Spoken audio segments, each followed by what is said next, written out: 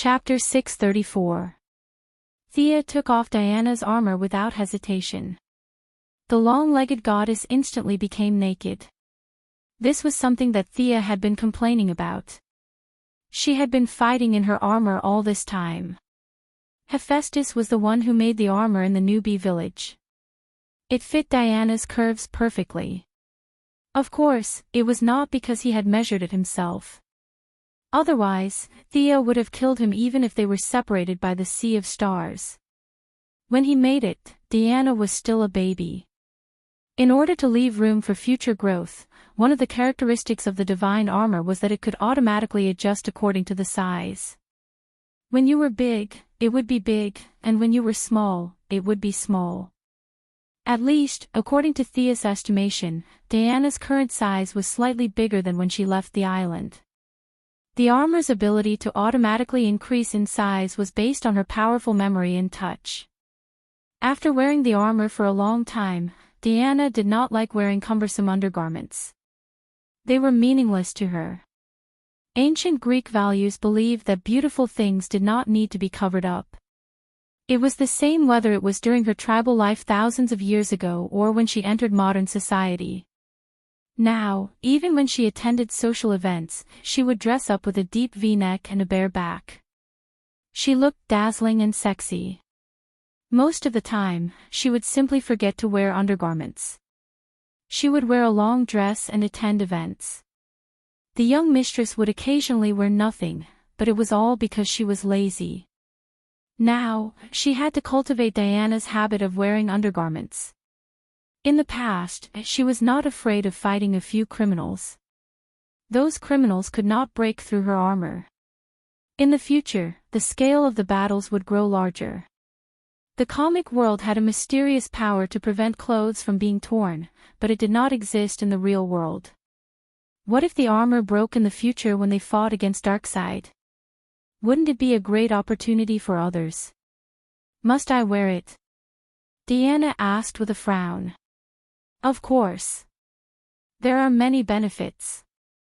Thea held a bra that Armani had woven with spider silk and divine threads as she spoke cheerfully. Diana looked at her with a faint smile. Oh. What benefits?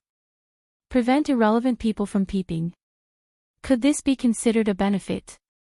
The young mistress racked her brains, but she really couldn't think of any benefits at the moment. As for things like preventing sagging, promoting growth, and ensuring blood circulation, these were all nonsense to them. Seeing that her eloquent lover was at a loss for words, Diana laughed heartily. The indescribable thing on her naked chest also shook twice, making the eldest Mrs. Heart itch. Laurel, Bobla, and the others don't seem to wear it either. They all wear Kevlar combat suits, so I think you're... Diana laid out the facts and reasoned. Finally, she pointed at the underwear in Missy's hand and shook her head. Her meaning was self-evident. Thea felt helpless at the mention of this. The female superheroes and villains here basically wore tight clothes. There were many people like Qing Nu, who wore a small singlet on top and 2 curtains on the bottom. The heroines in Gotham were fine, but Star City's Laurel, in order to completely separate herself from her daytime identity, wore leather clothes, fishnet stockings, and long boots. She was completely different from her daytime image as a lawyer. After thinking about it, there were still many problems with female superheroes. They would need to be fixed in the future, but Thea decided to start with herself. She forcefully explained, "They all appear at night, unlike you. From today onwards, I will supervise you. You must wear it. Are you really going to wear it? You must wear it." Diana took the underwear and looked at it. She had to admit that Diana's craftsmanship was not bad. She was at least a full-fledged tailor. She was also born in Greece, so her aesthetic was completely in line with Diana's standards.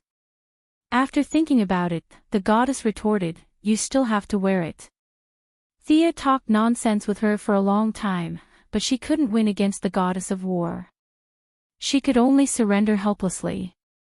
"Okay, I'll wear it too." After taking off the quilt, Diana saw that she was also wearing nothing. She laughed silently and proudly raised her nose. Thea picked a few pieces and then realized the problem. These were all prepared for Diana. She didn't prepare anything for herself. She had magic and the light ring, so there was no possibility of her clothes exploding. She reluctantly chose one, but realized that it wouldn't work after putting it on halfway. A mischievous thought appeared in her mind. She looked at Diana flirtatiously and said playfully, "Oh, it seems a little tight." Diana was furious. "Thea Quinn, you... say that again. How preposterous. Even the good-tempered goddess of war couldn't take it anymore. How could you not even put on half of the underwear prepared for me? This is too infuriating. What else can you say? A little tight. It's your skin that's too tight. How is it tight? I think it's loose. Here are all gaps." Diana fiddled with it angrily. In the end, she had to admit that it might be a little tight. The two girls had different chest shapes. Thea was originally slender. Now that she was a goddess, her body proportions had reached a perfect level. From the shape, it looked like a beautiful water droplet. The bottom half was fuller than the top half. It looked trembling and full of temptation. Diana, on the other hand, had the traditional Greek shape of Venus. From the side, it looked like a semicircle. From the indescribable points, her upper half was larger than Thea, while her lower half was smaller than Thea. This made it so that Milady could put it on at first, but it was a little tight in the end. It took her a long time to put it on. Seeing this, the goddess of war was very unhappy. "I want to ascend to godhood too," Diana roared in her heart. She had never been so desperate for a perfect divine body. Since Milady set the example, Diana could only put it on speechlessly. To be honest, she was really not used to it. The two girls agreed to supervise each other. Only then did this little episode come to an end. After playing around for a long time, she finally remembered that there was still the armor. Thea put on a t-shirt and sat aside to watch Diana try it on. This new armor was forged from the giant armor of Kronos. The design was considered from several aspects, and it was a bit like the holy garment in a certain anime. In the end, it was not as tight as Fiora's, but it looked much more dignified than Diana's previous style that exposed her chest and back. With a deep red base and golden lines, it occasionally revealed some skin between movement and stillness. Diana's majesty revealed a kind of wild nature. Diana was a pure warrior. Her bloodline also made her magic resistance extremely high. It was just that magic was strange and unpredictable. Even the high magic resistance of the gods needed to be protected. Thea installed a gem on each of the shoulders and knees of the new armor. Ordinary gems could not store high-level magic, but these gems were the treasures of the underworld that Hades had contributed. She stored 2 time-stop spells, 1 long-distance teleportation spell, and 1 powerful healing spell in the gems. "Why did you fix the gems in the equipment?" The goddess of war was a little puzzled. Wasn't it better to hold it in the hand? The space ring was not a high-level equipment. Thea also made one for her after she ascended to godhood. Milady's answer to this was that if the equipment did not have gems, it would not be equipment. The original Guardian silver bracelet's quality seemed to be very strong now. As a divine artifact that had accompanied Diana for thousands of years, she chose to continue wearing it. The divine power that she usually did not use was accumulated and then burst out. Such a strong special effect made Thea envious. The original shield was made from a nameless metal that Zeus found in some corner. Now, it was a little behind the times. After obtaining the treasures of Hades for thousands of years, she could have as many rare metals as she wanted. The shield did not need to trouble the new creation star. Diana could reforge it herself. Chapter 635. Diana's original shield was smelted again, and a large amount of adamantine was added to it. In the end, Diana's shield was imbued with a lot of compassion emotions. Although it wasn't to the point where Diana's shield would turn into stone at first glance like Medusa's shield, when the enemies saw Diana's shield, they would also be affected by the emotions of compassion. Except for a few people with strong wills, the attacks of the others would naturally be weakened. The new shield was full of compassion, so it was bronze in color with silver edges. Ancient Greek inscriptions were drawn on it, which translated into English as protect. In addition, the edges of the shield were thickened. In Thea's view, the shield was for defense. There was no need to throw it out to hit people. The edge of the shield was too thin and was not good for defense. If she had the time to throw the shield, she could just jump over and slash with the sword. As for the weapon, she still had to use the previous twin swords. There were many weapons in Hades' treasury, but they were of the same level as the twin swords and were not worth replacing. Diana's equipment was brand new. Feeling the deep affection of her lover, she did not stay idle for the next few days. Artemis's silver moon longbow was returned to the Amazons, leaving only the arrow of Zeus that could travel through time. Thea did not know why Thea worked so hard to help her. In order to thank her for her selfless help, she took the initiative to use the power of the divine emperor to erase the mark of Zeus and the moon goddess on the arrow. The arrow would be Thea's own in the future.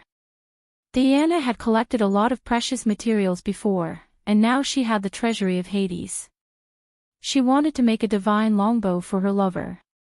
She used the spine of the black dragon that was cut off by the great sword of the firstborn that day as the body of the bow, mixed with a handful of fine sand that was blessed by Rhea, the mother of Hades, the mother of Poseidon and Zeus, and Diana's grandmother, the goddess of time.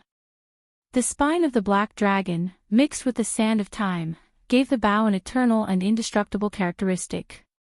The bowstring used the tail of the Hydra, which also had the characteristic of regeneration. In the final stage of making the bow, Thea injected the divine power of wealth into the bow, and the divine artifact was finally completed. Thea Quinn's Wealth Longbow was the name of the new bow. Thea didn't have a time-related divine concept, so she couldn't use most of the temporal sand's functions. However, with her wealth, the temporal sand would add a depreciation function on top of the temporal sand's forceful purchase. It was impossible for her to buy an enemy's divine weapon with 1 copper coin, but it was completely possible for her to exchange for an enemy's divine weapon with 30 to 40% of its value. Originally, she wanted to call it Fortune Longbow, but Diana strongly objected, so she changed it to Wealth Longbow. The ideal situation would be for Thea to shoot a few arrows, and the enemy would be very discordant. Both of their equipment had been greatly improved. Only then did they have time to pay attention to the miscellaneous items that they had obtained. Some items could improve their physical fitness, so they ate them directly. Some items had various additional effects when worn, so they chose to wear the items that they liked. There were still many items that even Diana's erudition and Thea's divine eye of wealth couldn't identify their uses. For example, the scepter beside Thea's hand. Diana frowned and looked at it for a long time before giving up helplessly.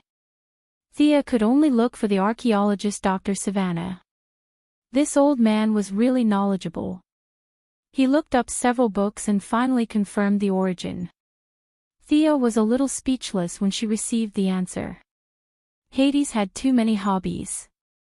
Not only did he have Greek gods' items, he also had Egyptian gods, Norse gods, Mesopotamia, and other random items that he thought were good.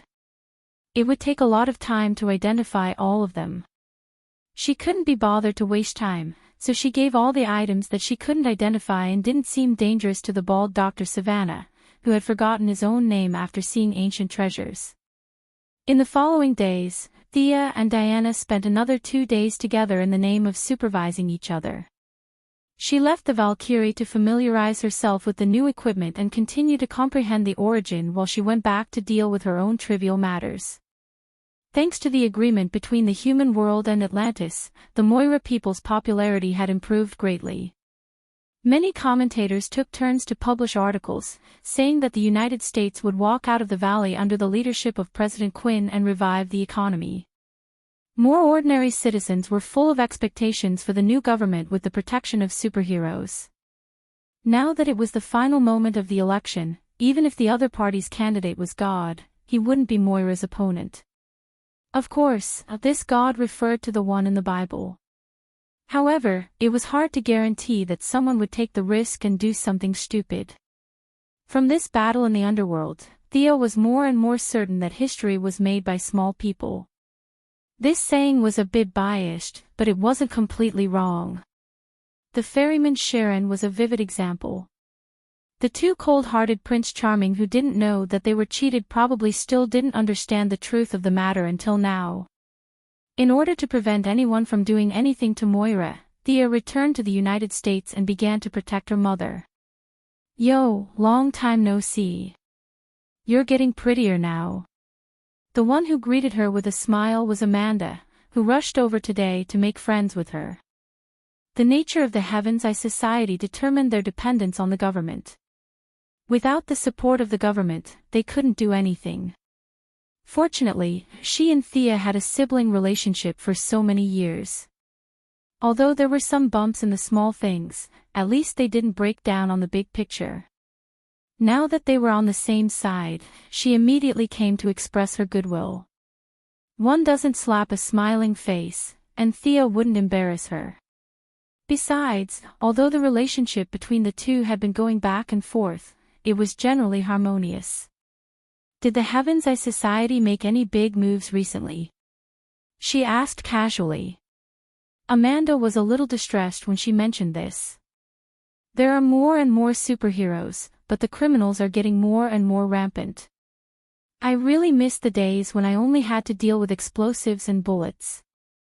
Thea couldn't solve this problem, so she could only comfort her. The two were just talking in general. After all, Amanda was responsible for the president, not the president's daughter. Sia was also quickly surrounded by a group of military bigwigs. The army was beaten up badly by the Atlanteans. The military's current point of view was that humans still had potential to be excavated. Currently, the military's equipment upgrade was not fast enough. We felt that it could be faster. After dealing with this group of people, Thea didn't want to continue upgrading weapons and equipment. The current technology tree was already climbing fast enough, and the foundation was not stable. There was really no need to start new projects. The military felt that they were inferior to Atlantis, but the problem was, how many years did they study to achieve today's results? Tens of thousands of years, and they wanted to catch up with them in a few years. It was impossible. The current Earth's military force was enough to protect itself in the future. Forcibly developing technology and equipment would only cause a large deficit in the government, and it was not conducive to improving the people's lives. Whether from Moira's point of view or her own wealth, the next step was to vigorously develop civilian products and revitalize the economy. Chapter 636. In the next half a month, Moira began to do the final publicity without stopping. Thea and Oliver also followed her to all the major cities in the United States. There were really people who were not afraid of death. Some gunmen received black money. The moment they made a deal, Missy could instruct the Green Arrow team to clear the obstacles. Some of them did not make a deal at all and simply wanted to make themselves famous. She had no good way to deal with them and could only rely on tight defense to ensure their safety. In just half a month, there were 3 assassinations and kidnappings. Yes, that's right. There were even 2 kidnappings. Sia, who had already revealed her identity as a superhero, generally did not dare to provoke her. After all, during the battle with Doomsday, ordinary people would not be able to withstand her ability to flatten buildings and create deep pits with a raise of her hand. They targeted other people. A group of people kidnapped Moira's important staff. Fortunately, they were rescued by the Sky's Eye Society in time. Another group of people lost their minds and wanted to kidnap Oliver for ransom. They were beaten up by the Green Arrow team, making the insiders laugh and cry. Another day of farce ended. Thea followed her mother to win votes. The secretary could only chase after them with a pile of documents from time to time to look for people. The electronic office was very fast, but many documents still needed her to sign in person. The campaign team ran wildly in all the major cities in the country. Miss Maisie also had to chase after them. She brought documents for Missy to sign every 2 or 3 days. Miss Maisie had a strong body. An ordinary woman would have died of exhaustion. After signing another stack of documents, Thea leaned herself against the back of the chair and looked out of the window. Miss Maisie instantly understood her intention. She grabbed the pen on the table and threw it out. "Who is it? Come out." Even if it was an ordinary pen, it was thrown out of the window like a sharp arrow. The person outside the window was stunned for a moment, then he was surprised. "Yo, not bad." A hand wearing a black leather glove instantly reached out and grabbed the pen at a very clever angle. Then, the other party took advantage of the momentum and drew a semicircle. The original throwing force was skillfully used, and with a new force, it flew straight towards the secretary. Miss Secretary didn't try to catch the pen. Instead, she stomped on the ground and did a beautiful backflip to avoid the attack. A vigorous man in black jumped in through the window. Miss Maisie narrowed her eyes and looked at Thea first. However, Miss Maisie pretended to look at the documents and didn't show any expression because of the sudden appearance of the man. It didn't seem to be an enemy, but the other party didn't seem to have any intention of revealing his true identity after entering the room. This was something worth pondering. "May I ask who you are?" Miss Maisie still maintained her elegant etiquette, as if she wasn't facing a man in black, but a business negotiation. Seeing that Thea had no reaction, the other party's face twitched slightly, and he deliberately said in a hoarse voice, "If you win, I'll tell you." Mercy glanced at Thea again, and the young lady made a hand gesture for her to do as she pleased. "All right." The secretary's words were concise and comprehensive. Then, she quickly kicked off her high heels, tore off her skirt, and took off her glasses. From stillness to movement, the whole process took less than a second. She flew up, and her legs were like 2 battle axes, directly hitting the man in black's head. "You're really good at fighting." The man in black raised his arm to block the kick, and then changed his block into a grab, trying to grab her ankle and throw her out. However, Miss Maisie, who could fight death knell to a draw, wasn't so easy to deal with. She twisted her waist in midair and changed her move, kicking the man in the head with a backhand kick. The man in black finally realized that he had underestimated his opponent, and hurriedly changed his move. Unfortunately, it was too late. He could only lean back to dodge the powerful kick, and at the same time, raise his leg to kick Maisie's lower abdomen. Maisie hit the floor with her left hand at the critical moment, and borrowed the force to dodge the attack. The two exchanged blows, and both of them had underestimated their opponent. It could be said that neither of them had the upper hand. "I really didn't expect a delicate secretary to be so powerful. Your secretary can take at least 10 moves from me. Little Thea, you really have a lot of talents under you." The man in black no longer spoke in a hoarse voice, and took off his hood. He had bright eyes, white teeth, long hair, and exuded a sharp aura. Thea didn't even raise her head, and continued reading her documents. "Big Sister Shiva, you're boasting again. See if you can win against Miss Maisie first." The person who came was naturally Madame Shiva, who had taught Thea for half a year. The two hadn't seen each other for 6 or 7 years. If it wasn't for old Ma and Shiva's teachings, it would have been extremely difficult for her to reach her current position. Thea had looked for Shiva a few times over the years, but it was as if the other party was deliberately avoiding her, and they never met again. It wasn't appropriate to use force to invite her, so it had been delayed until today. Shiva was like a sister to her, and taught her everything. She had always remembered this kindness in her heart. However, Shiva had a stubborn personality, and Thea had never found a good way to repay her. Now that the other party had come personally, it was no surprise that she needed her help with something. However, Shiva stopped outside the window for a while, and it didn't seem to be urgent. Shiva's biggest hobby was fighting with all kinds of martial arts masters. For a long time, she had made Batman suffer. Now, Miss Maisie definitely couldn't fight with her.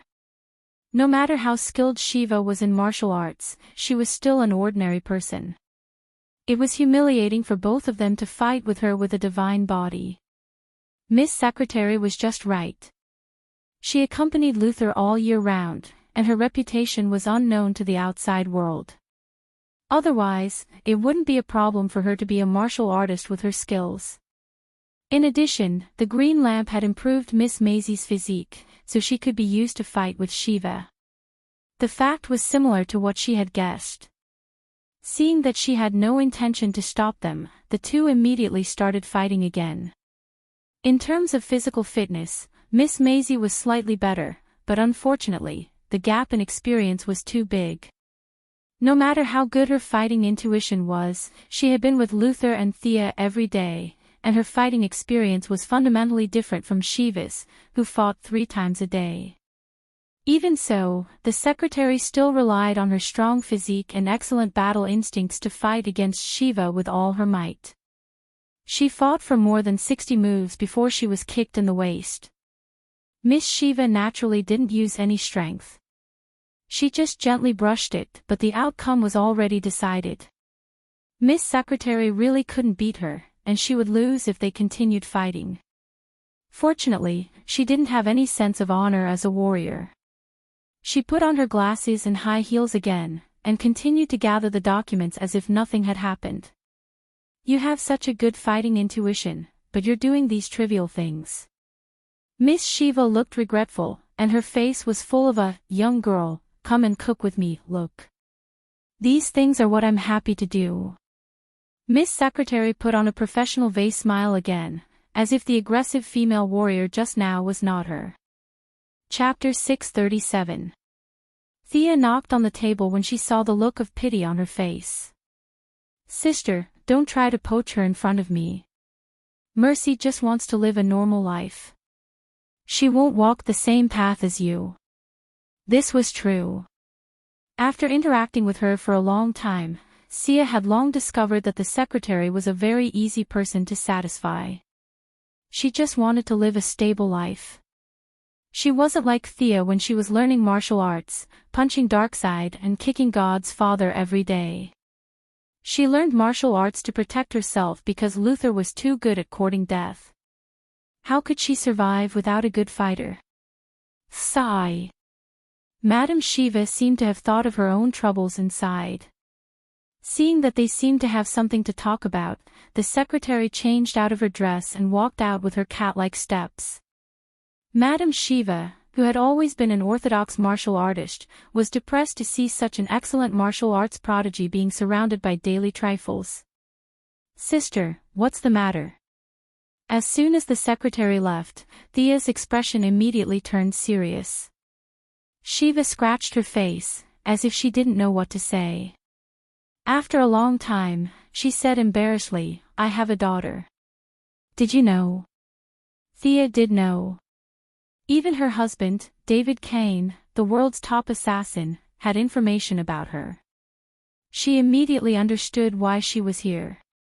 She sighed. Cassandra Kane, right? I have a rough understanding of her, then do you have a way to cure her?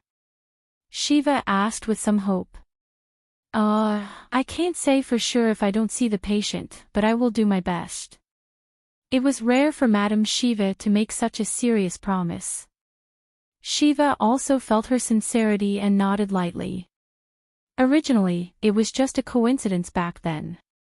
The paths of their lives intersected for a short period of time, but now, it brought her new hope. She walked out without a word, and Thea could only follow her. The two walked through the streets and soon came to a bungalow. Madame Shiva pushed the door open and entered. Inside the room, a black-haired girl around 12 or 13 years old had already reacted when she pushed the door open. She held a dagger behind her back and hid among the debris. Her eyes were vigilant as she looked outside the door. This child was quite vigilant. Thea silently watched the mother and daughter communicate with hand signals. Not long after, Shiva indicated that she was done with the communication. Shiva, who had never asked anyone to cover her with a blanket even if the sky fell, was now full of nervousness. She seemed to be standing with her hands behind her back, but in fact, her fingers behind her back were clenched so tightly that they were creaking. When Thea wanted to check, she couldn't help but say, "Please." Thea and she looked at the little loli. Even after Shiva's explanation, the other party still maintained a standing posture that could attack at any time. Her whole body was full of vigilance. "Good child, come here. I'll help you take a look." There was a hint of charm in his voice, trying to lower the other party's wariness. She didn't expect that despite his young age, the other party's willpower would be so high that he would be able to resist her charm. However, Thea's powerful charm attribute made the other party relax a little. The black-haired loli couldn't speak and slowly approached. Her bright eyes kept staring at Thea, watching her jade hand slowly grow bigger in her line of sight. She tried to attack several times, but was stopped by the other party's gentle gaze. Until the hand finally fell on her own head, the two of them, one big and one small, breathed a sigh of relief. How did this child teach her? Thea was really speechless to the mother and daughter. She was so charming that she almost couldn't suppress it. Would ordinary doctors dare to check her? Wouldn't ordinary doctors be directly stabbed to death? Fortunately, the most difficult step was passed. The two of them had a preliminary contact, and she began to inject her magic power to check. The other party couldn't bear the divine power, and the more inclusive and applicable magic power was very suitable for the current situation. The examination lasted for half an hour before Sia stopped and began to think with her elbows in her arms.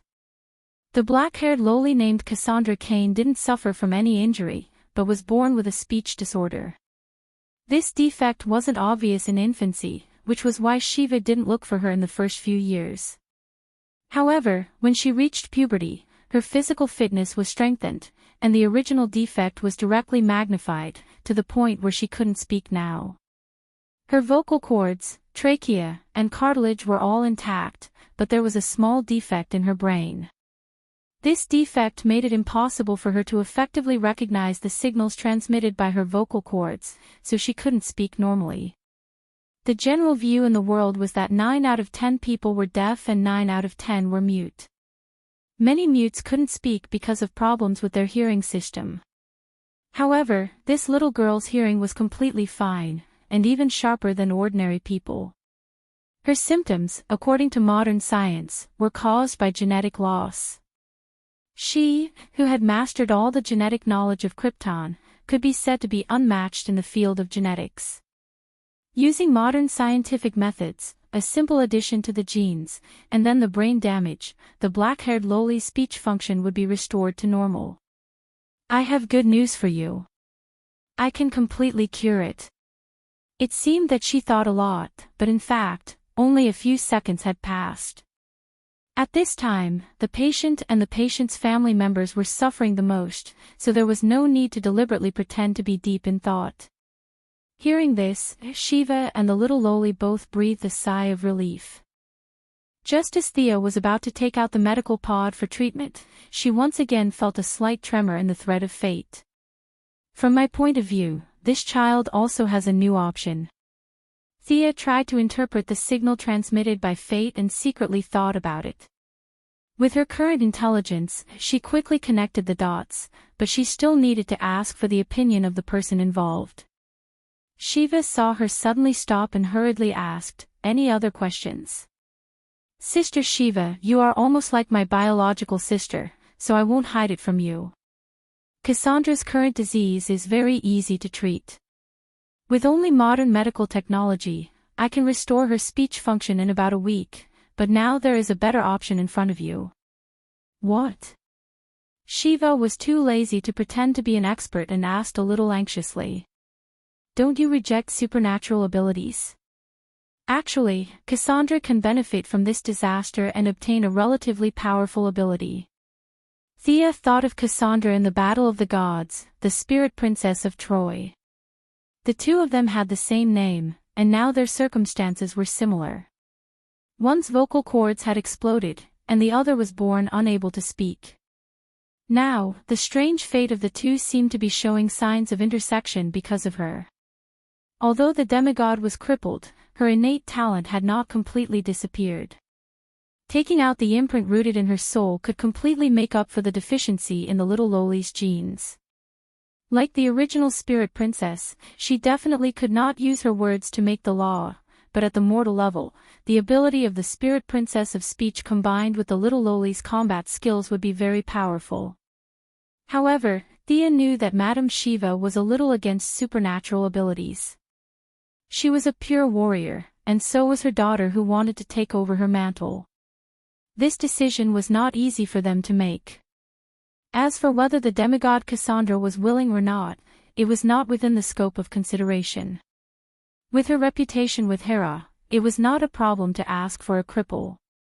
Cassandra, who was in prison, should be grateful if she could walk out of Mount Olympus alive. Shiva and her daughter were not righteous heroes, so it was easy to transplant someone else's ability.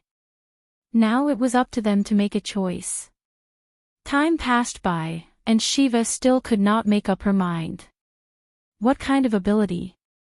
Like when you fought that monster in Metropolis on TV. Chapter 638. Thea quickly shook her head. Of course not. I'm not 100% sure that I can get the ability. It's the power of language. Looking at their expressions, Thea knew that they didn't understand. She could only continue to explain. I defeated an enemy a few days ago. Her name is also Cassandra. She paused. The black-haired lowly's attention was attracted when she heard that she had the same name. She's the princess of Troy in ancient mythology. She has the power of language. She can use language to confuse and control others. She can even kill enemies. Now that this ability has been destroyed, there should be some remnants in her body. I mean to give these remnants to your daughter. It's impossible to regain her original strength, but it's good to be a support in battle. Milady explained the whole process and the possible outcomes. After that, it was up to the mother and daughter. Madame Shiva couldn't help but hesitate. Deep in her heart, she actually rejected superpowers. Moreover, her daughter's combat talent and combat awareness were unparalleled. If she diverted her energy to superpowers, her dream of becoming the strongest martial artist would go down the drain. However, as a parent, she did not want to reject this kind of benefit that fell from the sky. She was not a fool. This kind of good thing was most likely due to her relationship with Sia in the past. Directly giving up her superpower and only returning to normal seemed to be a bit of a waste. The black-haired lowly was still young. She didn't have the long-cherished wish of becoming the strongest martial artist in the world. However, she didn't dare to make the decision herself. She looked at her mother with longing and anticipation. Seeing her daughter's expression, even if Madame Shiva's heart was made of steel, she still softened. She didn't care about the ability. She would just get it first. At most, she would urge her daughter not to use the ability and focus on martial arts. She thought to herself. I agree. Do you need us to prepare anything? Thea gave her a look that said, You're very wise. I'll be back soon. After saying that, she took a step and arrived at Mount Olympus. The mother and daughter looked at the sky-blue portal in amazement. Another round of sign language. Thea found Hera with familiarity. When the God King heard that she wanted to take Cassandra away, he let her go without hesitation. Cassandra was imprisoned by her in the dungeon, so it was definitely inappropriate to kill her. After all, she was Zeus's daughter, and it would be a waste of food if she didn't kill her. Hera was just worrying about how to deal with her. Now that he heard that Thea wanted to take Hermes away, he immediately let her go and asked if Hermes wanted it. If Hermes wanted it, he could give it to Hermes for free. Thea hurriedly refused. Hermes had been severely injured by Supergirl, and his half-undead body could slowly recover in the netherworld. But now that he was imprisoned in the god realm, how could he possibly recover? Wait for 10,000 years. When he saw the soul speaker again, he had to admit that she was miserable. She was lying alone in the stone prison. According to the Amazons guarding her, she was only awake for an hour a day. For the rest of the time, she was either sleeping or going crazy. The violent impact of the spiritual world not only took away her innate talent, but also most of her consciousness. When Thea entered the stone prison, the former princess of Troy was curled up in a corner of the stone prison with disheveled hair like an evil spirit. Revenge, revenge. After all, she was still a half-god, and her throat had already grown out. It was just that her voice was so unpleasant that it sounded like sawing wood, hoarse and ear-piercing. It was a stark contrast to the clear and bright voice of a lark back then.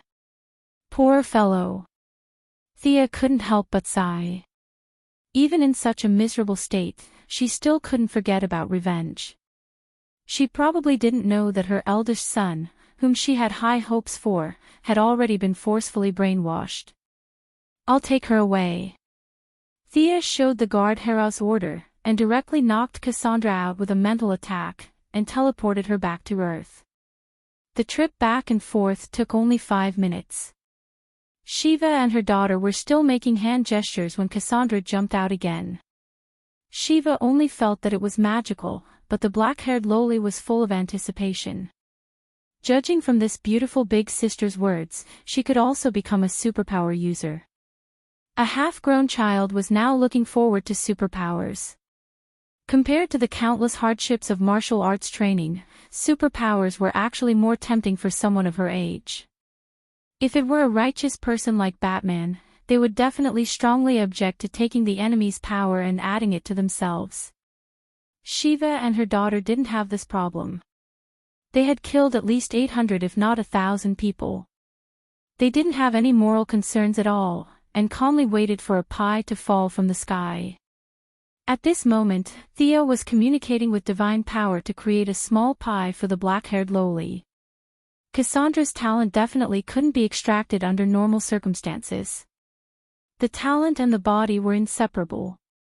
However, now that she was in a crippled state, the remnants of the spirit of speech in her body had been spontaneously gathering. This was all done unconsciously by the spirit of speech, but the key factor was missing, which proved that this was completely useless. Without the participation of the power of rules to supplement her, Cassandra would be like this for the rest of her life. At first, Thea wanted to forcefully extract it, but after checking the situation in her body, she changed her mind. The remnants of the spirit of speech had spontaneously gathered, so there was no need for her to forcefully extract it. That would be too violent. After all, this was one of Zeus's thousands of daughters, so it was best for her to be gentle. When the mother and daughter couldn't see, and Cassandra was in a muddled mental world, she forcefully made a deal with her.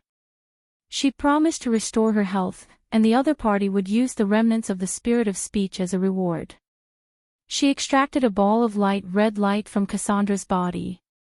The light was faintly discernible and extremely unstable, as if it would explode at any moment. Next, Thea pointed at Cassandra's forehead and used the willpower in her order scale to help her regain her consciousness. After that, she used 3 powerful healing spells in a row. Finally, after thinking about it, she added a large ball of pity. It was better to give up on hatred. Seeing that she had completed the deal, the ball of red light gradually quieted down. They already knew that they were about to leave the main body, and a trace of sadness slowly emerged from within. Thea waved at the black-haired lowly, indicating for her to come over. No one was retarded. The black-haired lowly looked at the unknown substance in her hand and naturally knew what it meant. Her little face twitched, and her teeth bit her lower lip as she quickly walked in front of her. "Don't be afraid, it will be over soon. It won't hurt at all." Milady talked nonsense as if coaxing a child. Actually, she didn't know if it hurt or not. It was her first time doing this, but in order to relieve the little girl's pressure, she pretended to be familiar with it. She directly swung her hand and slapped the ball of red light into the black-haired lowly's body. Then, she used magic to communicate with both sides, and used willpower to create a channel to slowly graft. Thea seemed to be performing a surgical operation, transferring the remnants of the body into the new body, and the remnants of the soul into the new soul. The black-haired lowly was instantly stunned by the influx of mental power. Milady signaled to Shiva that everything was normal and began to get busy. Chapter 639. It was easy to destroy, but hard to build. This was true everywhere. It was even more difficult to create a new talent based on the original incomplete foundation. Fortunately, she was already a god, and her intelligence attribute was extremely high.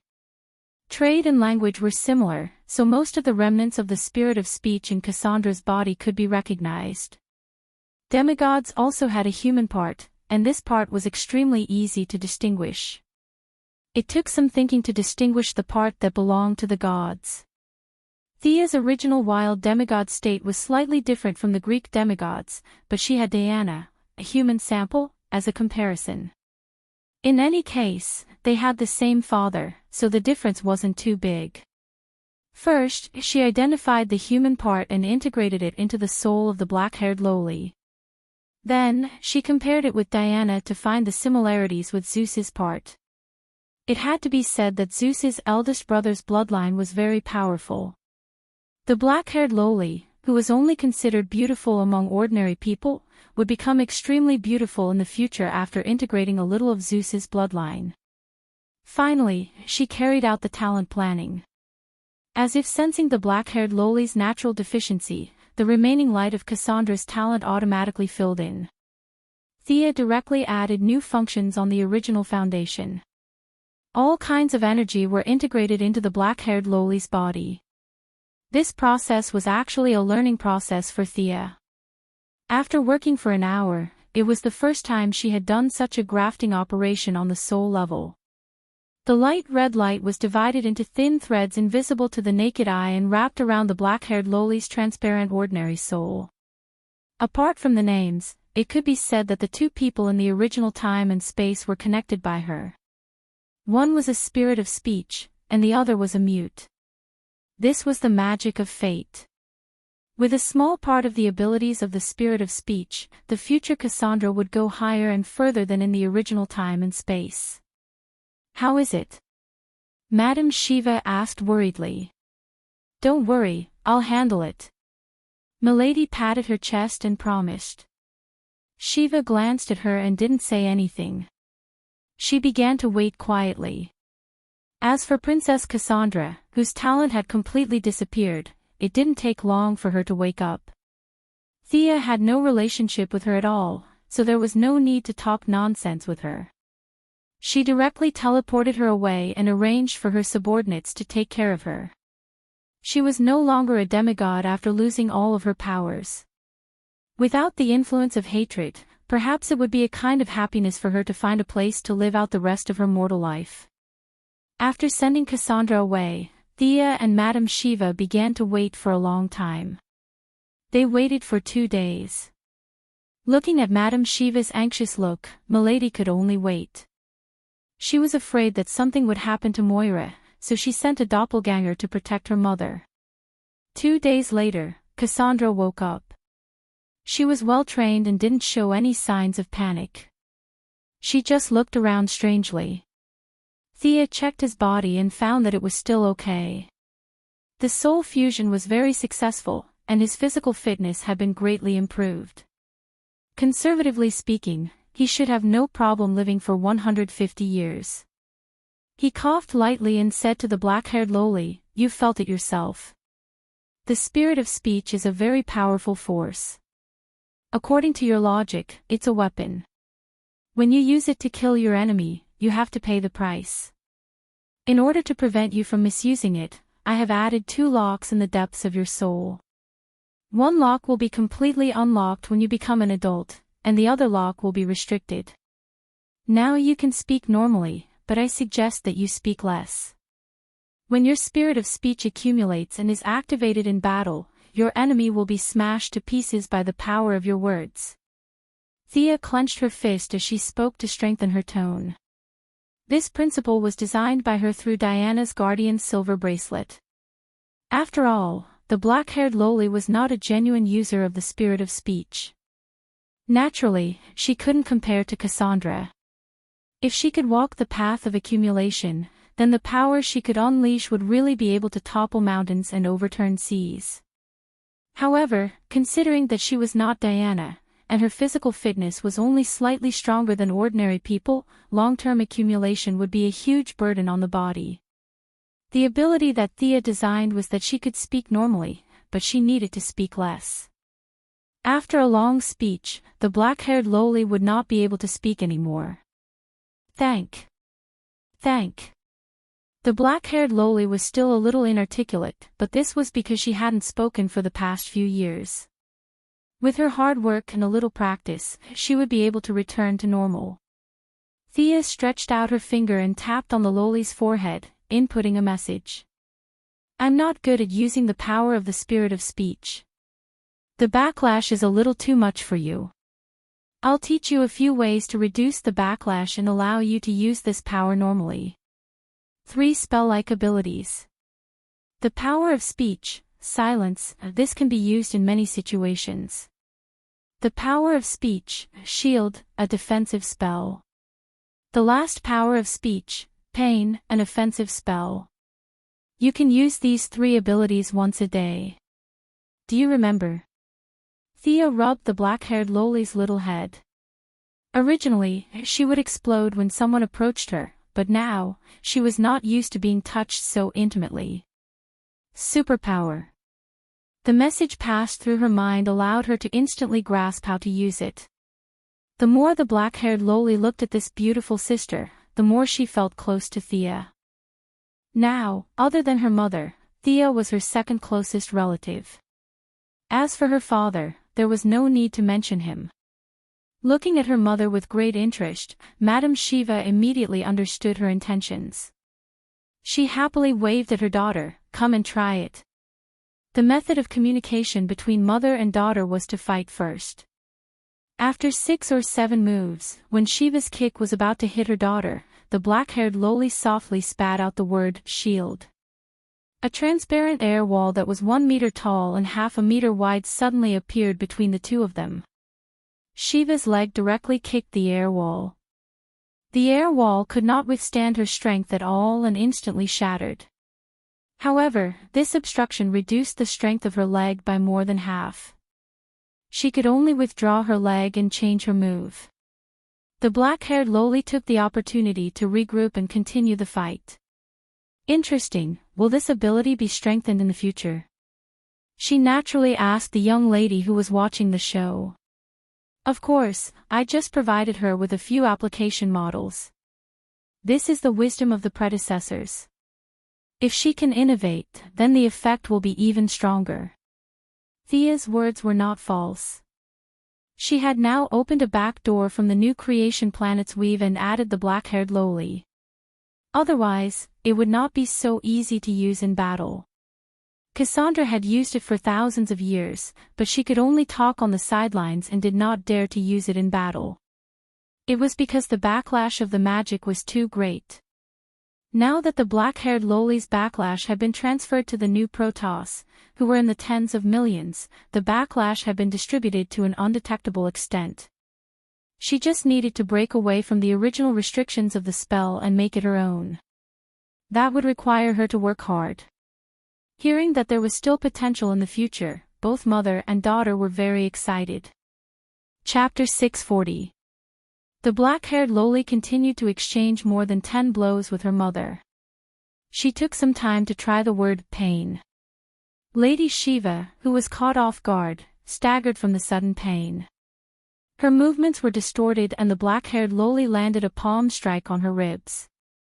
The mother and daughter soon finished their sparring. The black-haired loli stood aside while trying to hold back her laughter. Just by looking at her face, one could tell that this loli was very excited. Although it was a sneak attack and her mother was not serious, it was still Shiva, who was known as the best martial artist in the world. This ability is indeed powerful when used unexpectedly. Miss Shiva nodded affirmatively. Okay, I'll have to trouble you this time, little Thea. Thank you for your help. Miss Shiva did not say much and was ready to leave. Thea did not know what to say to this girl who was like the wind. She wanted to ask her to stay for a few more days, but she knew that she might not agree. She could only avoid it. How do you plan for Cassandra's future? Shiva, who was about to pack her things, stopped and thought for a long time. Finally, she said, originally, your place was a good choice. Unfortunately, your family is too famous now. Help me send her to Batman. Don't be like me. She should be a good person. I'll leave it all to you. After saying that, Miss Shiva looked at Thea seriously. Her place was indeed not a good choice. The media was really everywhere. If there was suddenly a child in the family, it would cause a lot of trouble. Batman was a good place to go. Thea did not think too much and nodded in agreement. Shiva touched Cassandra's head and put her forehead on the black-haired loli's forehead. She closed her eyes and thought for a long time.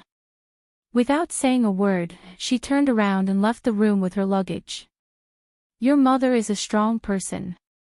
Thea comforted Cassandra in a low voice. The little girl stared at the figure that was getting farther and farther away and did not speak for a long time. Thea couldn't understand Lady Shiva's mentality of gently letting go of her restraints and wholeheartedly pursuing the strongest, nor would she do such a thing. This kind of behavior couldn't be considered noble, but it was definitely worthy of being powerful. Compared to those who would forget themselves after obtaining special abilities, Madame Shiva's spirit was as pure as gold. The black-haired loli seemed to be used to her mother's disappearance.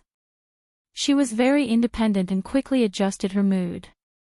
Knowing that she was going to a new place, she quickly packed her backpack and carefully grabbed Thea's clothes. Hold on to me. We're going to a dark cave later. Thea grabbed the loli's shoulder and activated a teleportation spell. However, something unexpected happened. When she was at the end of the teleportation, she found that an obscure energy had interfered with the teleportation coordinates. They did not enter the bat cave but went outside. The black-haired loli looked at her silently. What happened to the dark cave? Thea closed her eyes and gritted her teeth angrily. She felt that there must be a mark on her forehead right now. What kind of black technology did Batman invent this time? It could actually interfere with her teleportation. She couldn't understand how technology could be used to stop teleportation. Batman's technology was at least 1,000 years ahead of Earth's. This method was undoubtedly designed to deal with her. She was speechless. Fortunately, the deviation wasn't too big. She still remembered the direction of the bat cave and pulled the big loli Cassandra to the other side. After a few twists and turns, they pushed open a certain mechanism and walked down the spiral staircase into the cave. The two people in the bat cave heard the commotion and hurriedly ran out. Sia recognized them at a glance. Dick, Barbara, long time no see. Naturally, they were Nightwing and Batwoman. However, their expressions were unnatural. Nightwing Dick's expression was a little gloomy. Thea, are you here to look for Batman? Yes. Thea was confused. Isn't this nonsense? I can't run into the Bat Cave to look for Superman, right? Nightwing and Barbara looked at each other and answered bitterly, he's a little busy now. You'll know when you come in with us. Your acquaintance is also here. My acquaintance. My acquaintances are everywhere. God knows who you're talking about. The outside of the cave was covered with a layer of lead. Her supervision couldn't see what was inside at all. She could only follow the two slowly inside. On the way, they introduced Cassandra because Thea remembered that she would become the third-generation Batwoman in the future, so she should be compatible with the Bat Cave. Neither of them could make the decision and could only express a limited welcome. After entering the depths of the cave, Thea saw her acquaintance at a glance. Her brother, Green Arrow Oliver, was here. Standing next to her brother with a strange expression was the Ninja Master's youngest daughter, square-faced Xianxia. The Ninja Master was waving his arms and saying something. Batman, who was also wearing a mask and a bat suit, was arguing with the old man with a gloomy face. A tall woman stood outside the group. It was Talia, whom Thea hadn't seen in a long time. F***CK, something big is going to happen. Such a thought popped up in Thea's mind. It was a pity that teleportation was blocked here. Otherwise, she would definitely pull Diana over to watch the show. The five of them formed a small circle and were having a heated discussion. In fact, they had all seen Thea, but they didn't have time to talk to her. Only Oliver waved at her awkwardly. What's going on? Thea was very curious. She was going to ask someone who knew what was going on. Nightwing and Barbara were very tight-lipped. She might as well ask Oliver. On the other side, Thea wasn't familiar with the third-generation Robin. Catwoman was holding a small knife and cutting there. She didn't look like the best person to talk to. Hey, Damien. Why didn't you say hello when you saw your sister? Thea pulled the big lowly Cassandra and sat down next to Damien. The child was now 10 years old and looked a little like a teenager. When Thea walked to him, he was sitting alone on the steps, looking at the 5 people arguing below. Oh. Damien greeted her listlessly and continued to look at the guys below. What are these guys doing? Tell me. Thea asked with a smile. Damien pursed his lips. He didn't want to say it, but the trauma of his childhood was still there. In the end, he told her everything that had happened. The matter was very complicated. This spacetime ninja master had lost his power too early. He didn't deal with Green Arrow as violently as he did in the original spacetime. Instead, he used a soft strategy to defeat the hard. One day, when he earnestly suggested that he wanted to take back the League of Assassins, Oliver hesitated for a long time before agreeing to it. However, Oliver wasn't an idiot.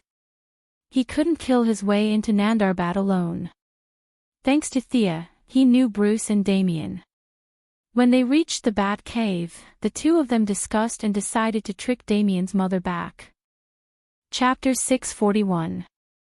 After that, things started to get complicated. Talia was indeed tricked back, but the ninja master suddenly jumped out and said that Oliver should accept the position of the leader of the Assassin League and marry his little daughter to him. With the old man as the bridge, the relationship was twisted together. This time and space ninja master was really good to Oliver. He taught him all his skills, and now that he only had a few years left to live, he was acting pitiful and gaining sympathy. In the face of his last wish, Oliver really couldn't say no. Before Thea came in, the few of them talked awkwardly for half an hour and still couldn't come up with anything. Talia was naturally strongly against it. She could give up the man, but she couldn't bear to give up the son. Square-faced Xianxia was a lesbian herself. How could she get involved with Oliver? But she also knew that her father didn't have many years left to live, so she couldn't bear to say no. She was in the most awkward position right now. Batman had always thought that the Assassin League was bad, so he naturally couldn't let Green Arrow fall into it. He also strongly opposed it. Not to mention Green Arrow. What Assassin League? I'm living well in Star City. Why would I go there? The ninja master was not as strong as he used to be. He just kept acting pitiful, making the two men speechless. Do you understand now? If your brother marries my aunt, we'll be relatives. Damien had been with Sia for a few years, and he could imitate her expressions perfectly. At this moment, he was squinting his eyes to express his displeasure. She scratched her head. She, Green Arrow, and Batman didn't have any good ideas. She wasn't afraid of the hard, but the soft. This was the case for her, Green Arrow, and Batman. His wife, son, and father-in-law were all mixed up in a mess. Even with Batman's explosive intelligence, he couldn't solve this problem. The Ninja Master seemed to have finally found the weakness of this group of heroes. He didn't wear his usual majestic long cloak. Now, his face was haggard, and he was dressed like an old man. He kept asking Green Arrow to inherit the Assassin League and promised that he wouldn't participate in the League's development. You can ask them to do good deeds every day. I don't have many days left to live anyway. To be honest, Green Arrow was a little tempted. If an organization could follow him and do good, he would be willing to do it even if he had to bear the infamy. Similarly, Batman thought the same. He had always thought highly of Oliver. If he could inherit the League of Assassins and lead this group of people to the path of good, Batman would definitely support him. Talia was the one who strongly objected. She even drew her sword and wanted to fight to the death with Oliver. Of course, Oliver couldn't fight her. Whether it was Batman or Damien, it was impossible for him to injure or kill her. He directly rejected the request for a duel. The Ninja Master didn't give up. He asked his two daughters to fight, and then he asked the two men to decide the winner. Nightwing, Third Robin, Barbara, Catwoman, Thea, Cassandra, and Damien. The seven of them were either leaning against the wall or sitting on the ground, watching the quarrel. In the end, Batman couldn't take it anymore and waved desperately at Thea. She didn't notice at first and thought that he was calling Damien. Later, she realized that he was calling her. However, when she thought about how this guy had specially installed anti-teleportation technology, she tilted her head to the side and pretended not to see. It was only when Oliver called out to her that she stood up awkwardly and slowly walked over to their side. She put her hands in her pockets and sized them up carefully. Even an upright official couldn't resolve a family dispute. What could she do? After listening to their pleas again, she frowned. The others didn't have much of a problem. The most important thing was the Ninja Master's attitude. This old guy looked weak now, but he was sincere to Batman and Oliver. This made the two superheroes unable to make up their minds. It was impossible to lock him up or kill him. The two superheroes weren't that ungrateful. Talia's attitude was also the problem. Theo lowered her head and thought for a moment.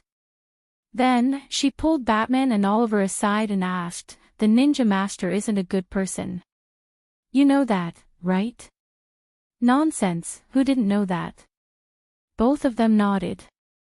"If the old man can live longer, I think today's problem can be put aside and solved slowly in the future," Thea continued when she saw the slight change in their expressions. "But this old man isn't a good person. Now it's your choice.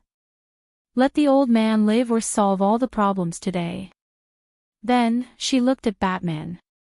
She didn't need to worry about Oliver. His brother and the old man weren't so close that they would sacrifice everything. The key was still Batman. After his parents died tragically on the street, it could be said that the Ninja Master gave Batman the courage to overcome everything in his darkest period.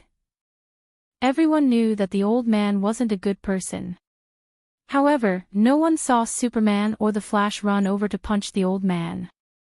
This was all because of Batman. To some extent, the Ninja Master was like a strict father to Bruce. He created the Batman of today. Without him, Bruce Wayne would never have reached the heights he had today. After falling out with Batman, the two fought several times, but neither of them gave the other a fatal blow. Batman could still use the principle of not killing to dodge, but the Ninja Master had also let Batman go several times. The relationship between them didn't break because of the different values of good and evil. Instead, it became closer. Thea now threw this choice to him. Back then, when she was a demigod, she couldn't do anything when facing the ninja master whose body had been corrupted by demons. Today, it was different. She was still confident that she could let the old man live for another 30 or 40 years. Thea, do you really have a way? Seeing that Batman began to ponder, Oliver hurriedly pulled his sister aside and asked in a low voice. Of course, the young lady answered with certainty. What about Talia? Batman thought about it and still couldn't bear to let his father-in-law wait for death, so he asked a new question, what about Talia? Let's maintain the status quo. Under her leadership, the League of Assassins has now become much more low-key. Maybe this is a good thing. To be honest, Batman didn't like this kind of stalling method, but he didn't have a better way. He nodded sadly and agreed to this plan. Seeing that the superheroes had reached a consensus, she called the old man out again and told him her proposal. I can extend your life for a while, but the price is to let go of the League of Assassins. Can you do that? Hearing that his life could be extended, the ninja master's eyes narrowed. Didn't you say that I could only live for 10 years? There was no need to tell the old man about ascending to godhood. Thea didn't want to agitate the old man who wanted to live forever. She took out a colorless and transparent hourglass from the dimension ring and gestured to him. This is the collection of the Greek god, Thanatos. Miraculously, even though they were tricked badly, Thanatos and Hypnos, the two cold male gods, didn't know the truth of the matter. When they heard that Lady Sia's words were very important to Hera, they specially took out a bunch of treasures to make friends with her. This hourglass was one of the inconspicuous items in the big gift bag. Chapter 642. To the gods, it was insignificant and could only be used as a bonus, but to the ninja master, it was too precious. The only drawback was that it would contaminate the soul. After all, it was another person's lifespan. The consequences of soul contamination ranged from mental disorder to personality replacement. Thea really couldn't let ordinary people use it, but the ninja master who had long been contaminated by demons didn't have this concern. This hourglass contains a person's lifespan of 70 years. Your original demon physique will increase the burden on your lifespan, but it's still possible to extend your lifespan by 30 to 40 years. Thea noticed a flash of light in the ninja master's eyes and knew that he was tempted. Now there are two options in front of you, waiting for you to choose. Do you want to solve the problem of the Assassin League while everyone is here today, or take a step back to extend your lifespan? In fact, there was no need to guess to know the old man's real thoughts. The longer one lived, the more afraid of death, especially the ninja master. The truth was as Thea expected. He quickly made up his mind to get the lifespan first. The Assassin League could be put aside for 2 years. Anyway, the purpose of the Assassin League was to extend his lifespan, so he couldn't put the cart before the horse. Thea threw the hourglass to him. How do I use this thing? The old man looked at it for a long time. It didn't look like something to eat. You know the worship ceremony of the Greek gods, right? Thanatos needs your belief. As long as you believe in him and worship him from time to time, the quicksand will slowly enter your body and extend your lifespan. The ninja master was very satisfied. This method wasn't difficult. Although it was a bit strange for a Central Asian to believe in a Greek god, who cared about this in a life-and-death situation. The old man left the bat cave gracefully. A storm that was neither too big nor too small was finally resolved. Thea finally had time to introduce Cassandra to Batman. Whether it was for Shiva or Thea, he couldn't refuse. Batman happily took over the black-haired Loli's future teaching job. Thea sent the square-faced Nisha back to Star City, and the siblings continued to follow Moira around the country. Under the strict defense of several forces, Moira's final push ended perfectly. Now it was time to see the final vote.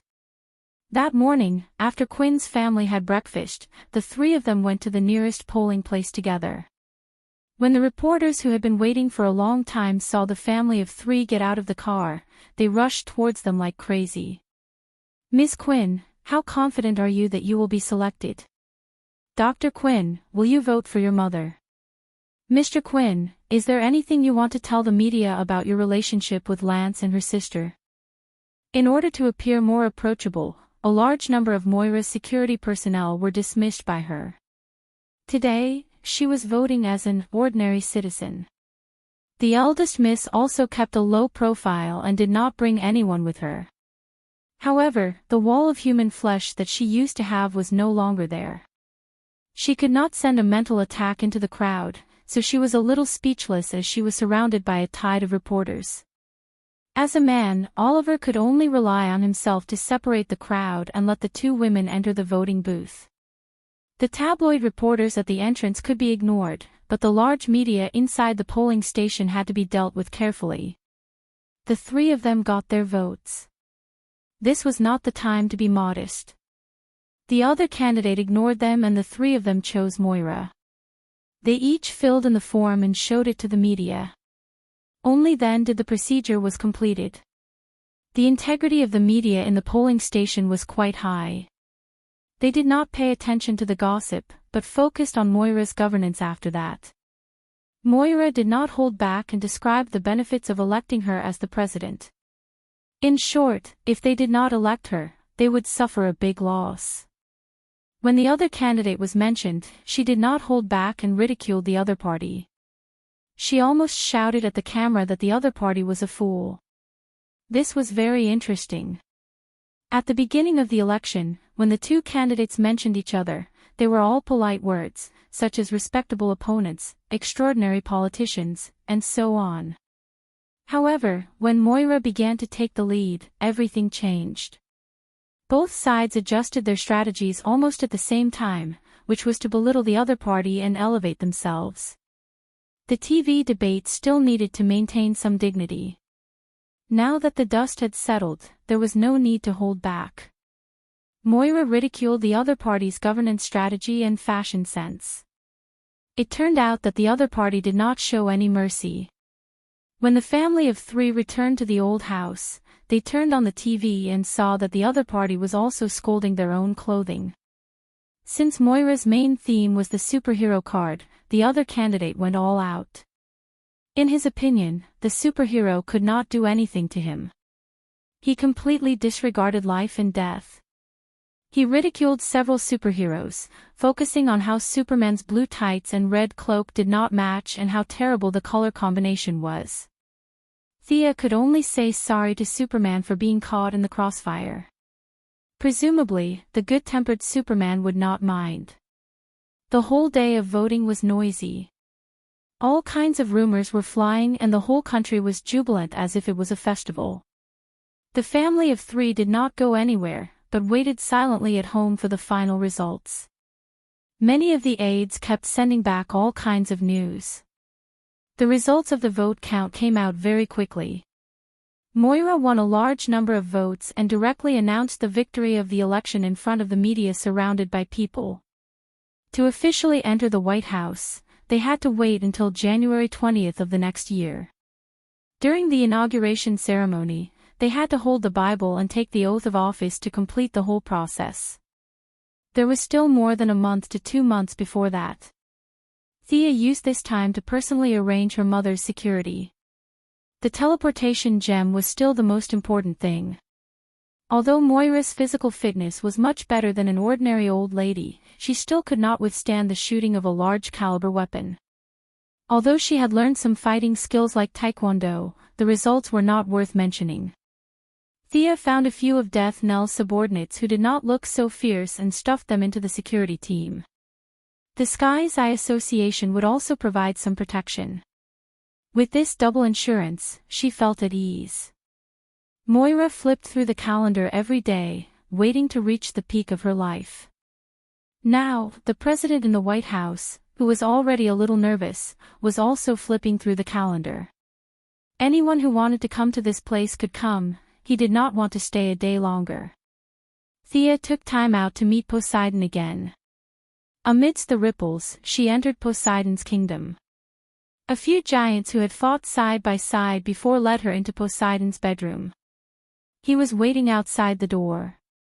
After dismissing the irrelevant people, the two gods spoke a few words. Seeing that he was not happy, Thea immediately went to the main topic today. I can give you this staff, but Poseidon did not mind such a straightforward request. If there was a need, it would be easy. If there was no need, it would be easy. A ton of meteoric iron. What do you think? Poseidon thought that he made a very high offer. Thea almost spat in his face. Meteoric iron. Wasn't that the remnants of meteorites that entered the atmosphere? I have as much of it as I want. If you want it, I can even give you a few planets. Thinking of the few pieces of precious meteoric iron in Hades' treasury, she was speechless. She did not touch any of those broken stones. They were the only things left in Hades' treasury. She shook her head, indicating that she did not want it. The essence of water. No. The horn of harvest. Our family is a high-tech business group.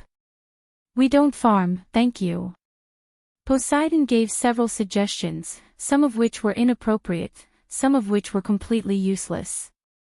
Modern society was rich in resources. What was the use of giving her a horn of harvest?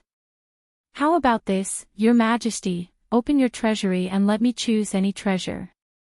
How about that? Thea finally revealed her foxtail. Chapter 643. Poseidon shook his head and refused. If you randomly picked and took the best one, would suffer a huge loss. Thea realized his concern and sighed in her heart. There were too few opportunities to pick up scraps, and the opportunity to snatch by force was even more rare. She had to play her part this time. She summoned another trading slate and wrote clearly that the god of death's staff would be exchanged for a treasure from Poseidon's treasury. The difference would be made up by her side. Oh, so you are the goddess of wealth. I didn't know. Poseidon was able to see through Thea's abilities with just one move. The Poseidon had always thought that Thea was a god in battle. You can't take my personal artifact. He made a request. Thea nodded and added it to the slate. Okay, come with me. Poseidon thought about it. The god of death's staff was very important to him, and this deal was worth it. He led her to his treasury. She had already seen the treasury of two gods, and had to admit that the Poseidon's treasury was very different from the other two. Zeus's treasury was full of fine items, and he didn't care for the ordinary ones. Hades, on the other hand, had a big pot of everything. There were so many things that the two thieves, Sia and Diana, were so busy that they hadn't even finished sorting them out yet. Poseidon's treasury was just like him, willful and unrestrained. He didn't care for the ordinary ones, and he didn't care for those that didn't suit him. In short, he was very willful. His treasures were all related to his priesthood. Water treasures were the most, and fire and light treasures were the least. Most of his treasures advocated strength, and they made people feel peaceful. It was a very extreme and willful collection style. Thea couldn't look carefully because time was limited. She directly lit up the most valuable item in the room. She looked around and found that treasures like the thread of fate were really rare. Even the Emperor of the Underworld and the Poseidon didn't have such a level of collection. After turning around for a while, she finally found something good. A ball of blue flame was peacefully resting in the corner. Although this flame was not the most valuable thing in the room, it was relatively suitable for her. To be honest, Poseidon's treasure trove was a little disappointing. This guy was neither as comprehensive as Hades, nor as good as Zeus's. No wonder he had been second place for so many years. There were a few treasures that were good, but Thea had no use for them. However, this flame was different. Not only could it be added to the silver flame, but it was also an extremely valuable material for Diana to forge. After stretching his neck and searching for a long time, he finally confirmed that this was the flame. The flame collected by Amphitrite. Poseidon looked at the treasure that Amphitrite was holding and reminisced about the past. Oh. Thea didn't expect that this ball of flame was made by a famous person. If she remembered correctly, this Amphitrite was the wife of the Sea Emperor. Her style of doing things was similar to his elder brother, Hades. His wife was also snatched. This sea goddess had probably been sleeping in the god's kingdom for a long time now, and Thea had never seen her in person. The sadness of the Sea Emperor lasted at most half a second. Seeing that Thea didn't take his favorite treasures, the two happily completed the trade. The value of the god of death's staff was relatively low. After all, it was only made by the demigod god of death. However, it was very useful to the Sea Emperor now, so it was an equivalent exchange. Holding the golden god of death's staff in his hand, Poseidon secretly sighed and thought about his words. Goddess of wealth, where did you get this staff? If Thea still didn't know that he was related to the god of death, then she was too stupid. She described in detail the place where she got the staff that day, but she didn't mention the Sea King Arthur and the others. Poseidon didn't hear the answer he wanted. God of death. Is that what people call him now? What's his relationship with His Majesty? Sia asked casually as she was curious. Poseidon thought for a while and decided to tell the truth. This was mainly because he saw that Thea's strength was outstanding, and she didn't have a close relationship with the Greek gods. Atlanta used to be my chosen, but he stole part of my power when I was sleeping. That bastard. Poseidon suppressed his anger and said in a cold tone. Oh. It suddenly dawned on Thea that everything made sense now. Atlanta was naturally the god of death. Just like how Thea was the moon goddess's chosen, he was of a higher rank and obtained the position of the Sea Emperor's chosen. This explained how he could survive until today. Ordinary Atlanteans had a longer lifespan than people on the surface, but it was impossible for them to live for more than 10,000 years. The god of death was the chosen of the Sea Emperor, and his lifespan was long enough. Listening to Poseidon, he even stole part of Poseidon's origin. This could be called powerful. You ruled the 7 seas, didn't you find him? He shouldn't be a god, right? Thea was a little puzzled. The description in the comic was not clear enough, so she didn't know the true strength of the god of death. That thief is definitely not a god, but he is not in the sea. I am very sure of that. Looking at Poseidon's indignant expression, Thea was a little tempted. Of course, she was not indignant to seek justice for Poseidon, but she wanted to remove the god of death in advance. This guy used to be the first king of Atlantis, a great hero who had won many battles. Unfortunately, he was betrayed by his family. Determined to take revenge, he sank the continent of Atlantis. The more serious problem was that this guy had gone mad. It was hard to say whether he would jump out and cause trouble. Thea, who had been pushed to the edge by fate, had to get rid of him. Moreover, she wanted to see how the god of death stole the Sea Emperor's origin. After ascending to godhood, the increase in strength began to slow down. According to Thea's estimation, she was now a beginner divine power, while Darkside and the Father must be high-level divine powers. She was 2 levels below the 2 big bosses, maybe even more. At his current level, it was extremely difficult to take another step forward. Shazam's gift bag was still waiting for her to collect, but it was not advisable to directly absorb divine power like a demigod. The divine power was completely incompatible, and even if she absorbed it forcefully, it would dissipate quickly. When she was immortal, she only pursued quantity. When the quantity reached a certain level, it would lead to a qualitative change. Now that the qualitative change had been completed, it was not suitable to just accumulate quantity. To put it more broadly, the divine power of different gods could be mixed in the mortal stage, but when one reached the divine stage, the difference was huge. The divine power of wealth was completely incompatible with the divine power of earth and lightning. This problem was still troubling Thea.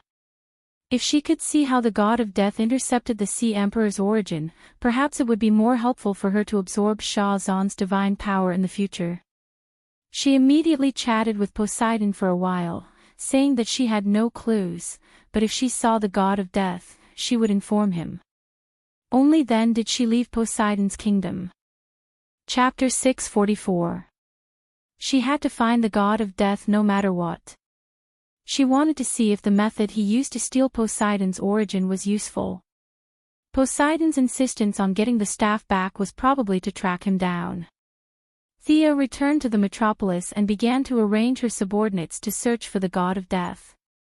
She remembered that this guy had been hiding in the ice mountains for thousands of years, but now even Poseidon could not find him. He must not be that simple. She guessed that the chances of the god of death hiding in a small plain were very high. This was also the main reason why Poseidon could not find him. After winning the election, Moira's task became even busier.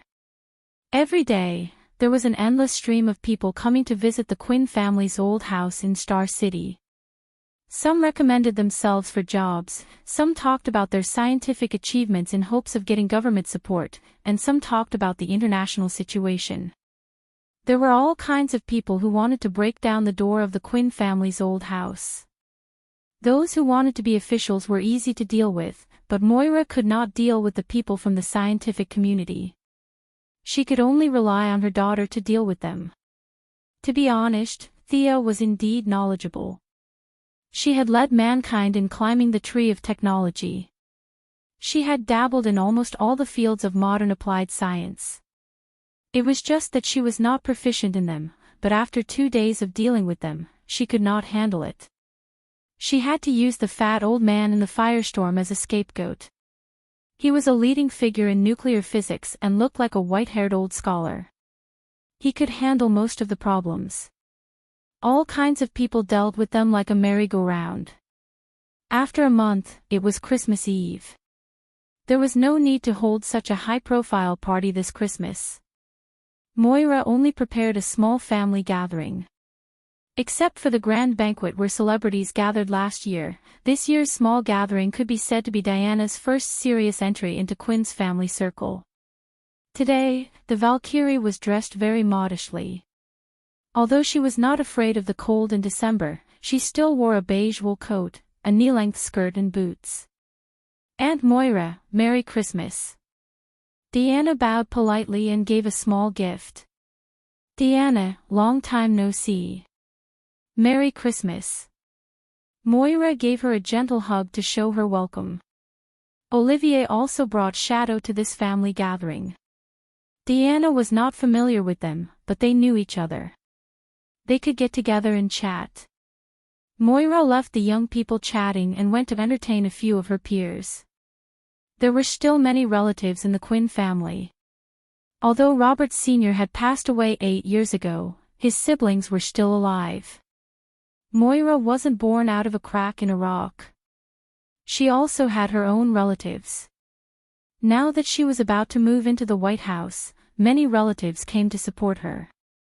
Even if it was a family gathering, there were still more than 30 people. The older generation gathered together to chat, while the younger generation naturally gathered around Thea and the others. The young mistress's beauty was simply unparalleled in the world.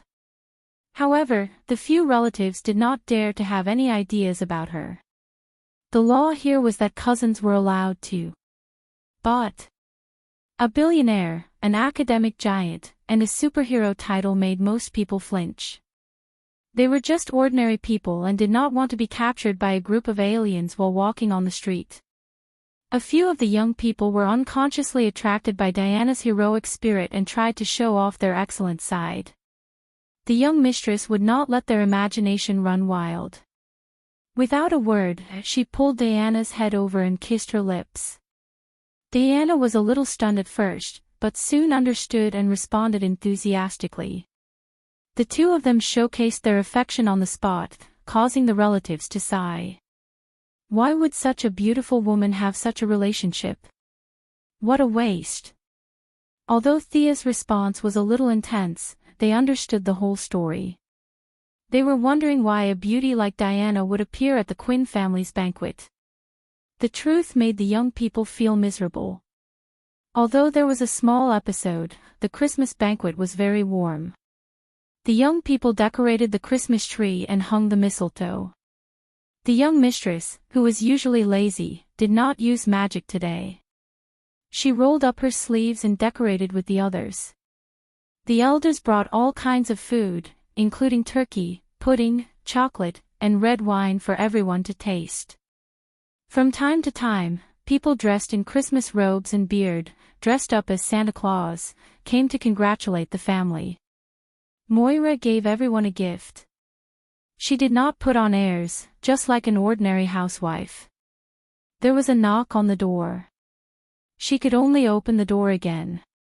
"Hey, Moira, Merry Christmas."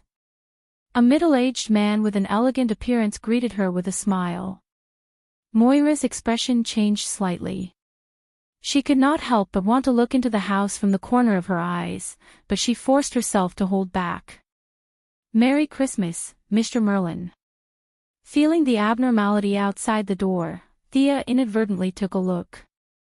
She almost spat out the pudding in her mouth. Old Ma was here. Not only did he come alone, but he also brought his son, Tommy, and daughter-in-law, Laurel. It was not a big deal for the two families to celebrate Christmas together, but he even brought Xanadu's wife. It was already ridiculous for a goddess like Diana to celebrate Christmas, but now the youngest sister of the goddess of the lake also came to celebrate Christmas. Would that wooden god be able to withstand it? While Thea was stunned, Old Ma had already entered Quinn's old house with his girlfriend and son. This guy was indeed here for Christmas. Seeing that Malcolm and his family were obviously not here to cause trouble, Moira also let down her guard. She chatted with Xanadu, half to test the situation and half to build a relationship. Today, Xanadu's wife had obviously made some preparations. She put away her ethereal temperament, just like when Thea first met her 100 years ago. She was graceful and elegant, and her speech was extraordinary. Even in front of Moira, who was already the leader of a country, she was not inferior. "Who is that woman?" Tommy pulled Laurel to the side of the young people. Oliver asked in a low voice. He was naturally referring to Xanadu's wife. "Yes. She's my dad's new girlfriend." Tommy was a little embarrassed. His dad had disappeared for several years. Now that he jumped out, it was unexpected. Oliver looked at her seriously. "This woman seems to be very powerful. She's not an enemy, is she?" After that, he looked at his sister and Diana.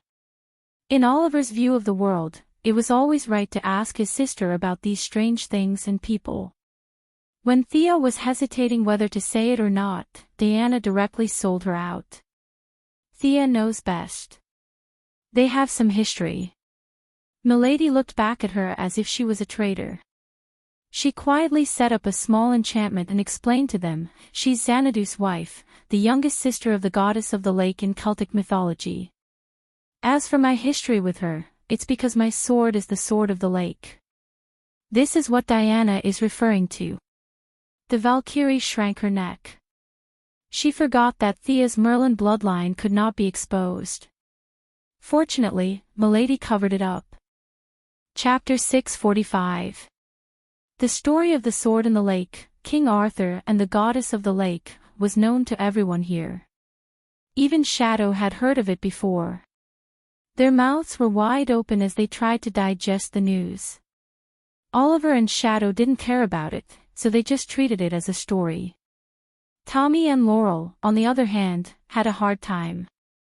Fortunately, they were experienced and knowledgeable. Diana was a living example, so they weren't too surprised. They were just scratching their heads about how to deal with their relationship in the future. With 4 more people, the Christmas party went on as usual. Everything was peaceful and no accidents happened. The young people agreed to go out for a walk. Malcolm and Madame Xanadu also got up and left. Old Ma, Oliver, and Tommy walked in front. The women were a step behind. Madame Xanadu looked at Thea carefully for a while and sighed. Have you come this far? How far had she come? Laurel and Shadow were full of questions, but they wisely didn't ask. I was lucky, but the road ahead is getting harder and harder. Thea's relationship with Xanadu had always been neutral. In the past, they were simply seniors and juniors. Now, they had become seniors and juniors. Madame Xanadu wasn't angry that she was surpassed by her juniors.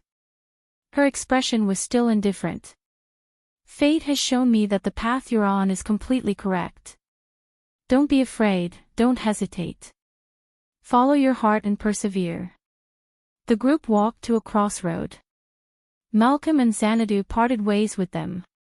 Thea didn't say a word to Old Ma. They didn't even look at each other, but they understood each other's thoughts. Oliver, Tommy, and Laurel weren't devout believers. Shadow was from an indescribable country. Thea and Diana were even worse. It was torture for them to go to church. They decided that the night was long and they couldn't sleep. They might as well go and fight criminals for fun. Returning to her old base, Thea had a lot of feelings. Felicity and Ray Palmer were now together. They had a good chance of becoming a couple. She had already left this place and was heading for a wider world. Perhaps Star City's public security was too good, or perhaps the criminals had a premonition that there would be a disaster tonight. The six of them guarded the communication channel for a long time, but none of them called the police. Let's have a contest, suggested Oliver. Everyone had nothing better to do, so they all agreed. After agreeing with everyone's opinions, they decided to compete in archery. Green Arrow Girl, and Black Arrow all relied on their bows to survive, not to mention Thea. Diana also knew how to shoot arrows. Back then, Antiope had taught her for a long time, but she preferred close combat and did not usually use a bow. It was worth mentioning that Laurel had also learned archery. The Green Arrow Party was now a veritable shooting club. There wasn't a single member who couldn't shoot. Everyone displayed their skills. Thea and Diana also suppressed themselves to the level of an ordinary person. They only competed with their archery skills, which instantly highlighted Oliver's strength. Even if Thea and Diana used all their archery skills, they still couldn't surpass him. This was Oliver's talent. They played around until 3:00, and then went home. Diana officially moved into Quinn's old house. The election was over, and this kind of private life could not shake Moira's position at all. It could even help her share the political pressure, so she was very calm. Is this your adoptive father? The two girls took a shower and changed into their pajamas, lying on the bed. Thea showed Diana her childhood photos. While looking through the photos, Diana pointed to one of the photos and asked. Thea was only 6 or 7 years old in the photo, riding on the neck of a middle-aged man. This middle-aged man was Robert Quinn, who died in the shipwreck of the Gold Quinn. That was where everything began. Thea looked at the photo and was also immersed in her memories. It was in Hawaii. At that time, he was fishing. I pestered my father and rode on his neck. Haven't you thought about resurrecting him? Diana hesitated for a while, but still asked the question that had been on her mind for a long time. Thea was silent. Recently, she never got tired of giving others choices every day. Only when the choice fell on her did she realize the dilemma. Although resurrection methods were rare, it was not impossible. Whether it was Hera or the Heavenly Father, they both had some. As long as she made a deal, they would give it to her. But what about after the resurrection? The Gold Quinn was sunk by Malcolm. Old Malcolm really treated her well. What should she do then? Watch her biological father and adoptive father fight, and the white knife enters and the red knife comes out. Besides, Moira's attitude and Oliver's thoughts also needed to be considered. They all knew what she was capable of now, but no one mentioned resurrecting Robert Quinn. It was more of a dilemma. Thea silently stroked Robert Quinn's photo. The mistake of her father's generation had been made. What should she do? In order to stop all this from happening, should she go back to the past and cause a big incident like Thea's version of the Flashpoint? That would be interesting. If Robert Quinn knew that he had caused a multiverse-level disaster, he would not be willing. He would rather die with a smile. Thea was sure of that. Diana kissed her on the forehead, and Theo lay down in her arms.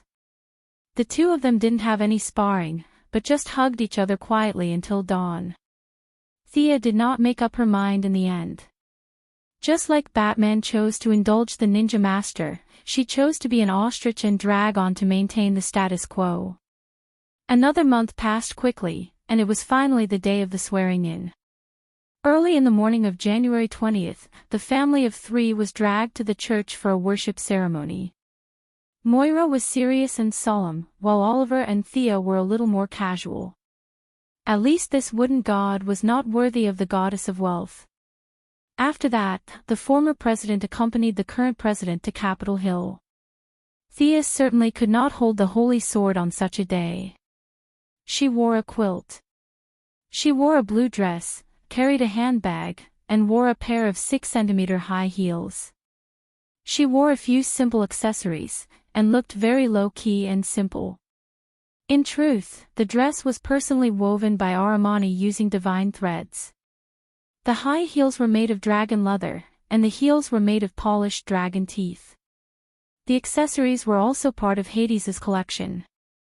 Any one of them was a quasi-divine artifact. She had now reached the point where she could casually waste precious materials without blushing. Dr. Quinn is getting more and more beautiful. The former president had never seen Oliver, but he knew Thea. Of course, in the past, Thea had never brought him any good news, so for a long time, it was a nightmare for the young lady to appear in the president's dreams. Today, the former president swept away his decadence, and his face was glowing. He walked with the wind as if there were springs in his shoes.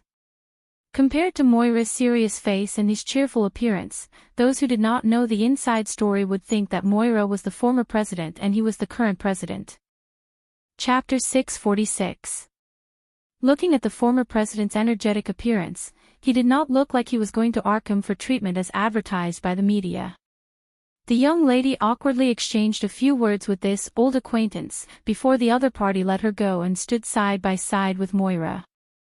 Ms. Moira Quinn, are you willing to serve as the President of the United States? When everything was set up, the Chief Justice of the Supreme Court asked loudly. Moira put her hand on the Bible in front of her. Strengthened twice by her daughter, her voice was loud and did not sound like a middle-aged woman at all. I solemnly swear that I will faithfully carry out the duties of the President of the United States and do my best to abide by, protect, and defend the Constitution of the United States. After the routine procedure, there was a warm applause. Thea also happily clapped twice. After that, the former president was sent off and the new president began his first policy speech. In fact, it was all routine and cliché.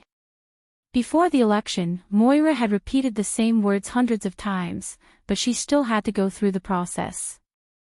She also talked about eliminating poverty, protecting the rights of women and children, increasing employment, vigorously developing the economy, and so on.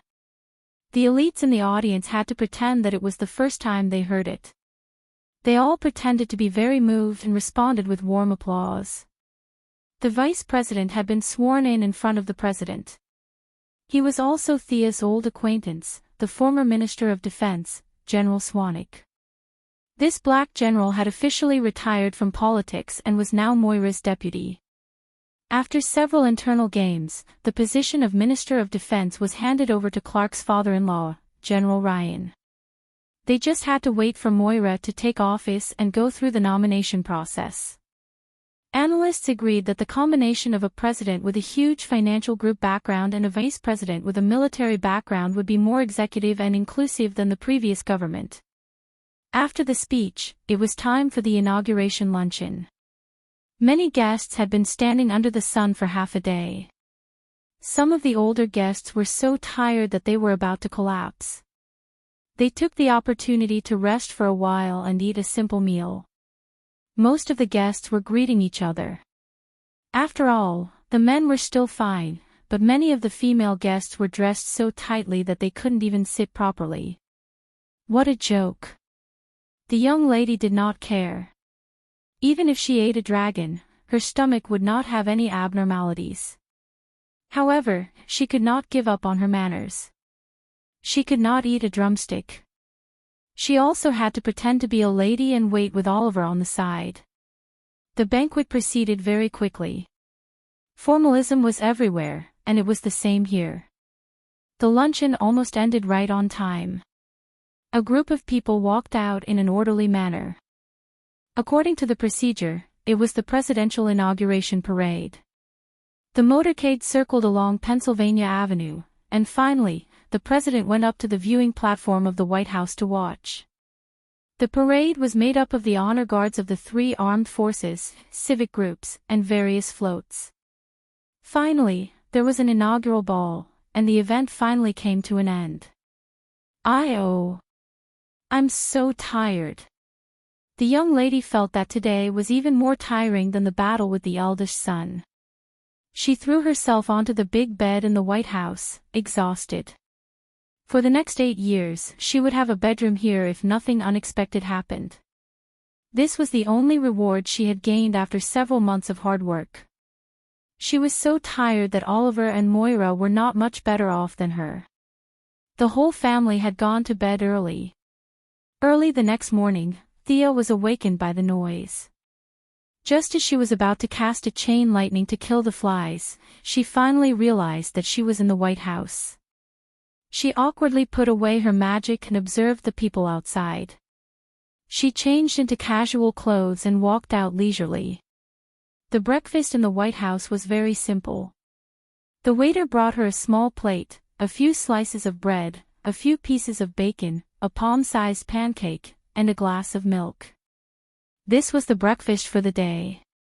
Thea did not care whether she ate it or not. She just thought it was funny. Those guys who protested every day about the luxurious life in the White House should really come and see.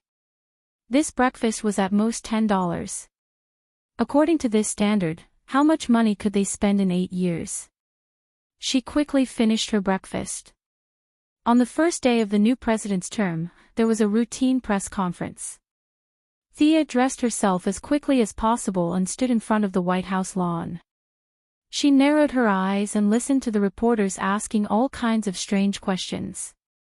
Originally, she thought that this matter had nothing to do with her. She was thinking about the god of death. Suddenly, a reporter mentioned her name and quickly pulled her attention back to reality. "Dr. Quinn, is it comfortable to live in the White House?" Well, those with the title of Ph.D. must be addressed as doctor in public. The Missy had always praised herself for her persistence in the past. Otherwise, Miss Quinn would sound very low and inferior. For 8 generations of the Quinn family, she was the only one who had a Ph.D., so it was self-evident who the other party was asking. Of course, the Missy would not say that this was the smallest place she had ever lived. The White House was 73,000 square meters. It was not small, but compared to the properties under her name, it could only be said to be a so-so. She cheekily praised the democratic system in the United States and expressed her yearning and excitement for the White House. "Will you build a swimming pool in the White House?" Sia glanced at him gently. "Are you crazy?" In his heart, he wondered if he should let the poison vine lady capture this guy and use him as fertilizer.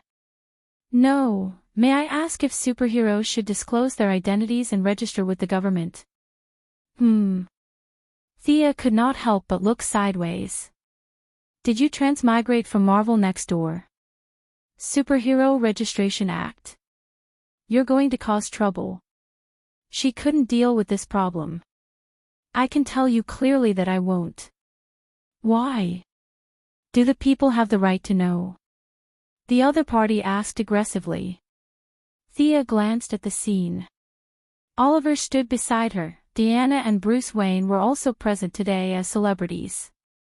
Superman used Clark Kent's alias to mingle with the reporters. The Martian hunter stood diagonally behind as a security guard. The Missy frowned slightly and sorted out her words. Ridiculous. Superheroes did not take a single cent from the government and risked their lives to help others. What if their identity is exposed and they are attacked by bad people? Who will be responsible if their families die because of this? The people have the right to know. When did the people have the right to control the life and death of others? Is it given by the Constitution or God? The Missy asked 3 questions in a row. Her voice was flat but her tone was cold. The other party was a little stunned. He did not expect Thea's words to be so sharp. However, he came prepared and changed his angle. The people may not have the right, but the government should. Thea's smile was very fake. Of course, her words were even more fake. The government personnel are also made up of the people. The senior government officials are actually ordinary people. They are just a group of people who serve the country and society. After 8 years, they will return to being ordinary people. Your premise is not correct. Chapter 647. The reporters at the scene laughed softly. Thea was definitely lying through her teeth. Were these government officials ordinary citizens? They were either executives of major consortiums or elites in various industries. They would only go to a higher position after leaving the White House. However, the mainstream of society thought that they were ordinary citizens. This was very interesting. The reporter knew that Thea was lying, but he was speechless. He could not deny the current mainstream values, but Thea kept talking about democracy. He did not know how to respond. Are you advocating a government without people? If superheroes need to be registered, then we have to abandon the existing system and remove the human factor. Mr. Reporter, are you suggesting that we use supercomputers to control all systems according to established procedures to restrain everyone? Thea was getting more and more excited. Wasn't she just spouting nonsense? The deity of trade was related to language. She was not afraid of debate. The other party was stunned by her ability to change the topic. When did I say that I wanted to build a robot government? Sensing the funny looks of the people around her, she returned to the crowd dejectedly and did not say anything else. After dealing with a few more strange questions, the reporter let her go and threw the questions to the slightly dull Oliver. After an hour, the 3 of them finally finished all the procedures. Oliver quickly left the White House without saying anything. Thea also pulled Diana to meet up with a few superheroes. They went to the place she named the Hall of Justice to discuss the problem. The people and the higher-ups are afraid of superheroes. Batman changed back into his batsuit and spoke first. Thea's identity had been completely exposed, and Diana did not care. Superman was in between what could be exposed and what could not be exposed. He and the Martian Manhunter were firmly against revealing their identities. He was very sensitive to the smell of conspiracy as he pondered about others every day. I think it should be under the premise of voluntary participation. It depends on the individual's opinion on whether or not to disclose their true identity. We should give the individual the right to choose, and not a veto. Superman was very keen on this theory that his father had taught him, the so-called right to choose. No, what if someone impulsively announces their identity and regrets it later? Batman flatly refused. Powerful gods and aliens like you can choose to go public, but human superheroes can't do that. We'll grow old, and one day, we won't be able to wear capes anymore. What will we do then? Thea immediately supported Batman. This was the value of ordinary superheroes. They were not gods on Earth and could not run faster than the speed of light. Every time they put on a cape and walked on the streets, they were risking their lives to do something. They could lose their lives in an accident or fall from several floors and be paralyzed for life. If they were to reveal their identities, it would be too dangerous. I generally support Batman, but Superman's opinion can also be adopted. Earth's superheroes can hide it, but if they really can't help it, we shouldn't oppose it. Thea tried to mediate the opinions of the two, but unfortunately, Superman and Batman were very stubborn. Superman was determined to give the choice to the individual. According to his original words, they had no right to make decisions for others. Batman, on the other hand, had an attitude of "I'm very experienced. They will regret it in the future, so I must take precautions in advance." The young lady's opinion was relatively neutral. She felt that Superman was too idealistic, and Batman thought too much about the dark side. Neither was suitable. As a result, the two refuted her again and criticized her for swaying her position. After that, Diana and the Martian Manhunter also joined in the discussion, and the five of them argued endlessly. In the end, they could only temporarily put aside the dispute and wait for more superheroes to appear before discussing this issue. In the next few days, Moira officially entered her role and began to meet frequently with people from all walks of life. To put it nicely, it was to listen to the opinions of all parties. To put it bluntly, it was to argue with a bunch of people. Moira was busy for a whole week before she cleaned up the mess left by the former president and began to patrol within her authority. The first stop was the Ministry of Defense.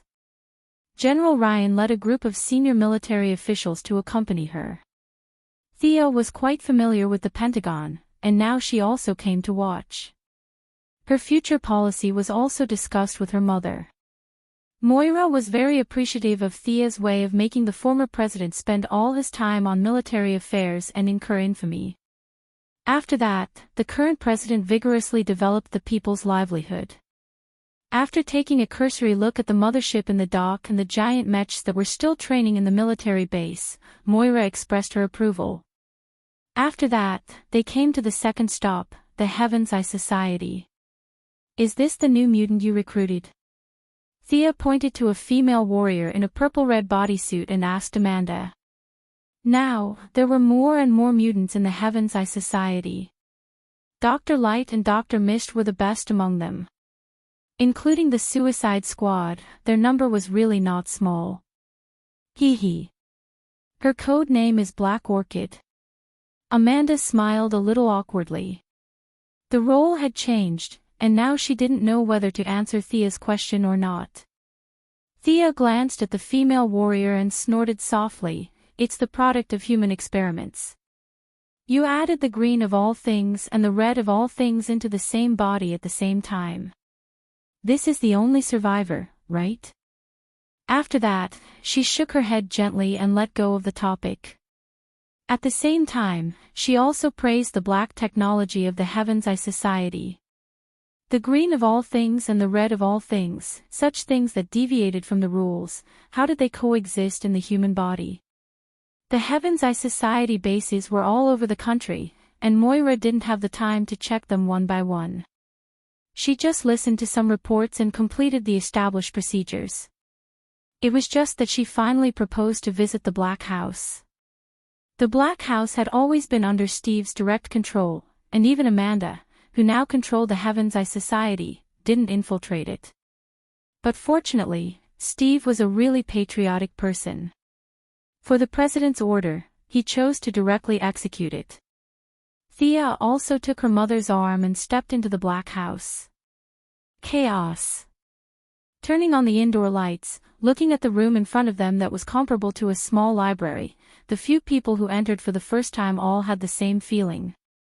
The young lady ignored the gazes of the few people and looked at her own collection. After looking at the treasure house of the three Zeus brothers, she only had one thought. This place was simply a garbage dump. All kinds of messy things were piled up together, and there must be some high-quality goods. For example, at first glance, she saw a golden helmet in the shape of a full golden bell, quietly placed in the corner. This was the sole manifestation of the god of order of the two rivers, Nabu. The person who wore the helmet could instantly merge with Nabu and become a powerful mage, and had a lot of abilities such as time travel, immunity to aging, and precognition of danger. It was recorded that there were a total of 8 people who had worn this helmet, and they all called themselves Dr. Fate. Chapter 648. Ridiculous. Thea scoffed at their self-title. What was the point of being possessed by a god, assimilating their form of existence and gaining unparalleled power in a short period of time? They couldn't even see themselves clearly, yet they gave themselves the code name of Fate. It was ridiculous. Using the short decades of human life experience and knowledge to understand a god that had existed for tens of thousands of years, she could only say that she should cherish it. This was a possession artifact. The only lucky thing was that God Nabu was kind. Otherwise, God Nabu could be resurrected with a body. Sia used her divine telekinesis to check the helmet. The other party's spirit body was still full of vitality. However, there was a limit to how strong the spirit power was. She forced herself into his spiritual world and found that this guy was not a bad guy. It was just that his understanding of the order was too narrow and did not match her position as the god of wealth. Thea retreated embarrassedly. She couldn't absorb this guy's divine power. Her personality and position were both neutral. There was a big gap between her and the order. It was worthless. She crossed out the helmet and continued to watch with her mother. The floor was full of junk.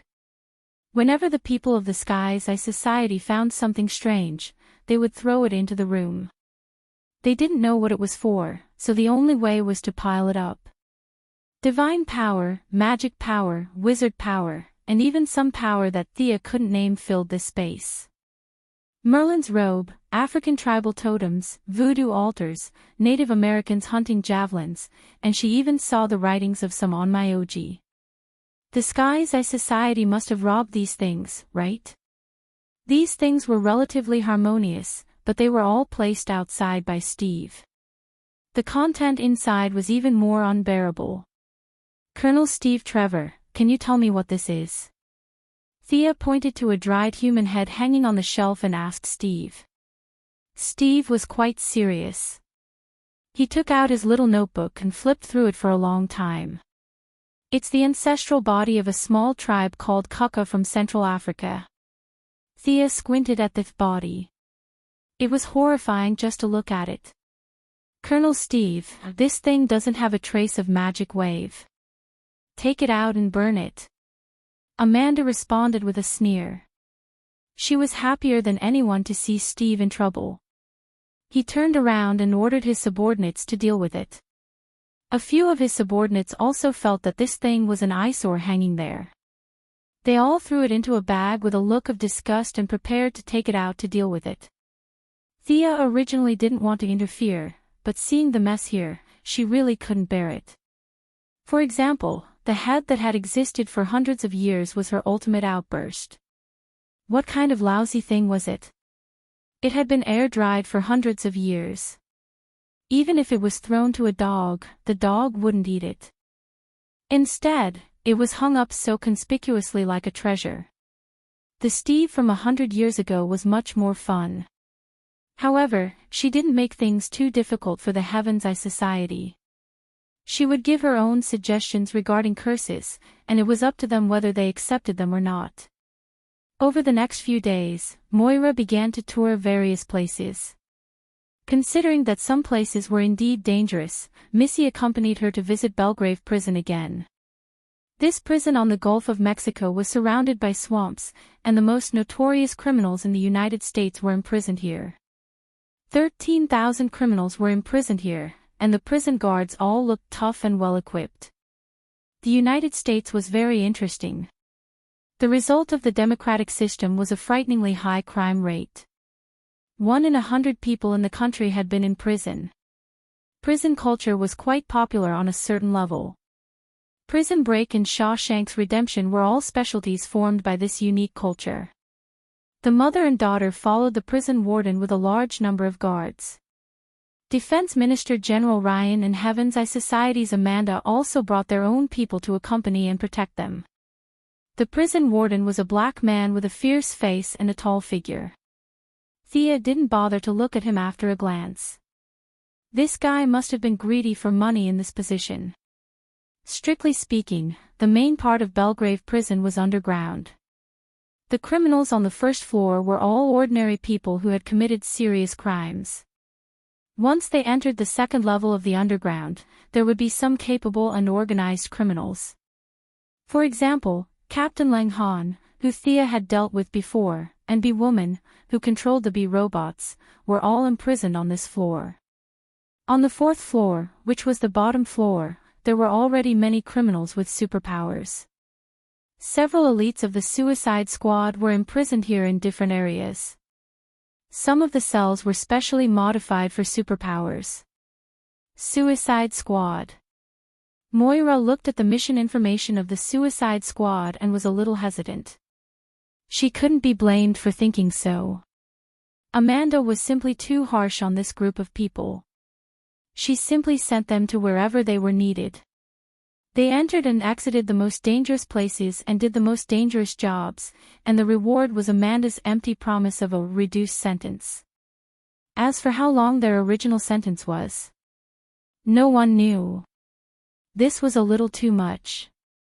Today, there were 5 members in the Suicide Squad. They were Death Archer, Clown Girl, Killer Crocodile, Revenge Demon, and Bronze Tiger, the Grand Master of Combat who was defeated by Oliver in Star City a few days ago. Under Amanda's nervous gaze, Moira closed the document seriously. Treat them with respect. Don't give them a mission that will kill them. Black Skin Amanda immediately said that the leader was wise.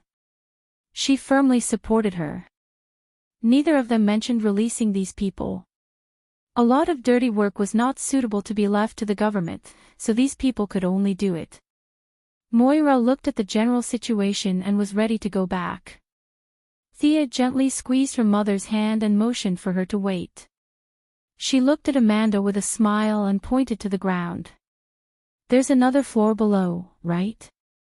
You even put a layer of lead under the floor. Ha, I'm dying of laughter. Amanda immediately looked back at the prison warden. You pig, you're just making things worse. Unfortunately, the prison was still under the leadership of the Heaven's Eye Society. She could only force an explanation. The few criminals below are very strong and must be strictly guarded. She insisted that it was not to prevent them from looking around, but purely to prevent the criminals from escaping. There are stronger criminals. Moira, who was about to leave, suddenly became energetic. Her daughter was right beside her, so she was not afraid at all. She was just watching the fun. Amanda looked at Thea bitterly. The young lady smiled at her innocently. Mr. President, please come with me. But you must be careful. All the unrelated guards were dismissed, leaving only the mother and daughter, the Minister of Finance, and the Minister of Defense. Including herself, there were a total of 5 people. They were very confident in the young lady's ability. If she could not withstand it, the security guards would die. Amanda led them to a wall. She performed pupil verification and keyed in a password. After 5 or 6 procedures, a spiral staircase appeared in front of them. As she walked, she introduced the few prisoners. They first came to a cell that was completely cast out of alloy. A burly man with gray skin, iron-like muscles, red eyes, black hair, and a face full of stubble was firmly fixed in the room. As if he heard the sound of the outside world, the man began to shout. Amanda, Fiercer only wants you dead. Fiercer only wants to strangle you with your intestines. His voice was so loud that it could be heard even through the thick metal cell. Amanda, who was an ordinary person without any superpowers, had a big heart. She looked normal as if she did not hear anything and introduced the man to them. This guy must be an alien. He can understand our language, but communication is not smooth. He acted recklessly on the streets of Philadelphia and then resisted arrest. We chased him 19 times in a row before we finally mixed nanobombs in his food and finally subdued him. Chapter 649. Amanda continued, it's worth mentioning that his self-healing ability is terrifyingly strong. His body was blown up from the inside by the bomb, but he recovered in less than 10 minutes. This guy should be under the supervision of the Alien Management Committee, right? Thea looked at Amanda indifferently. Black Panther's expression didn't change. He just smiled in return. Missy glared at him and didn't pursue the matter. She observed him closely. Violent Wolf Rob, the arrogant guy who called himself the only macho man, was a very famous bounty hunter in the universe. It was just his bad luck that he came to Earth. This guy couldn't be steamed or boiled. His body was so strong that even hell couldn't trap him. It was said that both hell and heaven put up signs to prohibit him from entering. Black Panther was quite capable for Amanda to be able to capture such a powerful person. Does Dr. Quinn know anything about him? Does he have a weakness? Amanda's eyes were sharp. She thought about the past and felt that Thea might know something about the alien in the cell. Before Thea could speak, the macho man inside shouted, "The only macho man has no weakness. He's invincible." Could it be that this guy is a lunatic? Looking at the brawny man whose hands and feet were chained to the metal frame in the cell and who was screaming hysterically, Moira was a little surprised. She had always lived in the relatively peaceful Star City and had never seen such a fierce person. Ah. This guy doesn't have a fatal weakness, but I know he likes dolphins. Isn't that right, Rob from Planet Sonia? Thea's last sentence was naturally directed at the cell. The other party instantly quieted down. His voice fluctuated. You know me. I heard about you from the Green Lantern Corps. Missy threw the blame to him. Go find trouble with the Green Lantern Corps if you can. Thea thought for a moment. This guy looked like a rough guy, but he was actually quite intelligent. He could even understand the theory behind the Atomic Man suit. He had a genius level of intelligence and knew more than 10,000 languages. It was a pity that he was locked up here. Although he killed everyone on his planet, the future Batman pulled him into the American Justice League. The people on Earth probably wouldn't mind. Thea immediately said, Rob, let's make a deal. There was silence for a few seconds. Only Macho Man doesn't believe you. How about this? Let's make a 2-year agreement. Use your knowledge and combat power to help the people of Earth, and we'll give you your freedom. I'll also personally give you a cosmic dolphin. What do you think? Thea felt that if Batman could whitewash this guy, she could too. Killing the people of an entire planet had nothing to do with the people of Earth. When Amanda heard that her prisoner was going to be released, she wanted to say something a few times, but she held herself back. She felt that this prison was impregnable, but Thea had a different opinion. With her sharp eyes, Thea had already noticed that it wasn't difficult for Robert to break free from his shackles. It was just that she didn't know what was going on in this guy's head, which was why he hadn't acted yet. There was no need for her to be criticized at all. She calmly exposed this layer of window paper. Stop pretending. Sit up and let's talk. As soon as she finished speaking, Robert suddenly sat up under Amanda's nervous gaze. The metal shackles that bound his hands and feet broke like pieces of paper. Thea glanced at Amanda. The meaning in her eyes was nothing more than, see, if I didn't come today, your intestines would have been pulled out and strangled by this rough guy next time. There was finally a trace of panic in Amanda's expression. The enemy wasn't restrained. If he rushed out, she, as an ordinary person, couldn't stop him. Robert broke free from his shackles, stretched his hands and feet, walked to the side of the cell, and looked at Thea through a thick layer of metal. He was 2 meters tall, and Thea was also 1.8 meters tall. She was wearing high heels, so the difference in height between them wasn't big. Robert's blood-red eyes looked at her for a long time, and the corner of his mouth had a trace of a sneer. I've killed a few guys like you. Thea wasn't surprised that Robert had killed gods. The universe was too big, and there were always some old gods that fell into the hands of the strong and became a boast. Thea was fearless. I'm not like them. You're no match for me. Ha! You're very strong. Do you have a space dolphin? The two didn't talk about the release, and only talked about the content of the deal. Yes, I only have two, and I spent a lot of money to buy them. Thea controlled a large neutral business alliance, Diana liked all kinds of rare materials, and she liked cute little animals. There were very few space dolphins in the entire universe. This animal was similar to the Earth's dolphins. Its body was shiny, its belly was white, and its tail was swinging. It looked silly. The only difference was the living environment. One lived in the sea, and the other lived in space. Other habits were similar. Thea searched the universe and only found two. Now, she was ready to take out one to make a deal. A bunch of Earth people couldn't compare to the value of a space dolphin. Robert was very clear. His eyes seemed to fall into some kind of memory. He could feel Thea's divine power. Robert didn't know what a god was, but he had been on the battlefield for a long time. He did kill old gods, and more than one. Making a deal with a strong person was completely in line with his principles.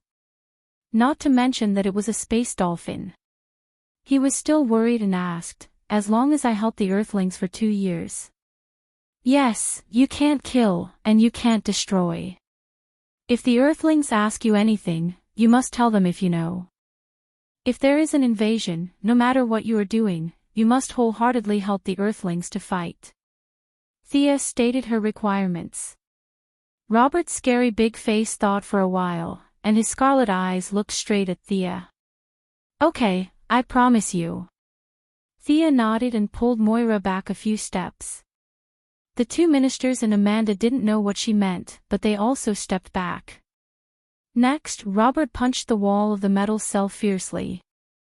The cell shook violently, but it didn't break. Amanda was relieved. However, this was just the beginning. Robert fully demonstrated what madness was to them. If one punch couldn't break it, he punched 10 times. When his left hand was broken, he changed to his right hand. When his right hand was also distorted, his left hand returned to normal. When he punched the 33rd time, the cell finally couldn't bear the weight and a big hole with a diameter of 0.5 meter was punched out. The only fierce man is out. Where's the dolphin? Robert didn't even look at his bloody fists. He opened his mouth and asked about the dolphin. See, Amanda. Your cell can't hold him at all. Theo looked at Black Panther playfully. Amanda felt lucky and embarrassed. She was speechless to the extreme. She secretly decided that she would send the guy who designed the cell to the Siberian Observatory later. Where's the only fierce man's dolphin? Robert saw that she ignored him and asked angrily. Don't worry, don't worry. Thea comforted him first.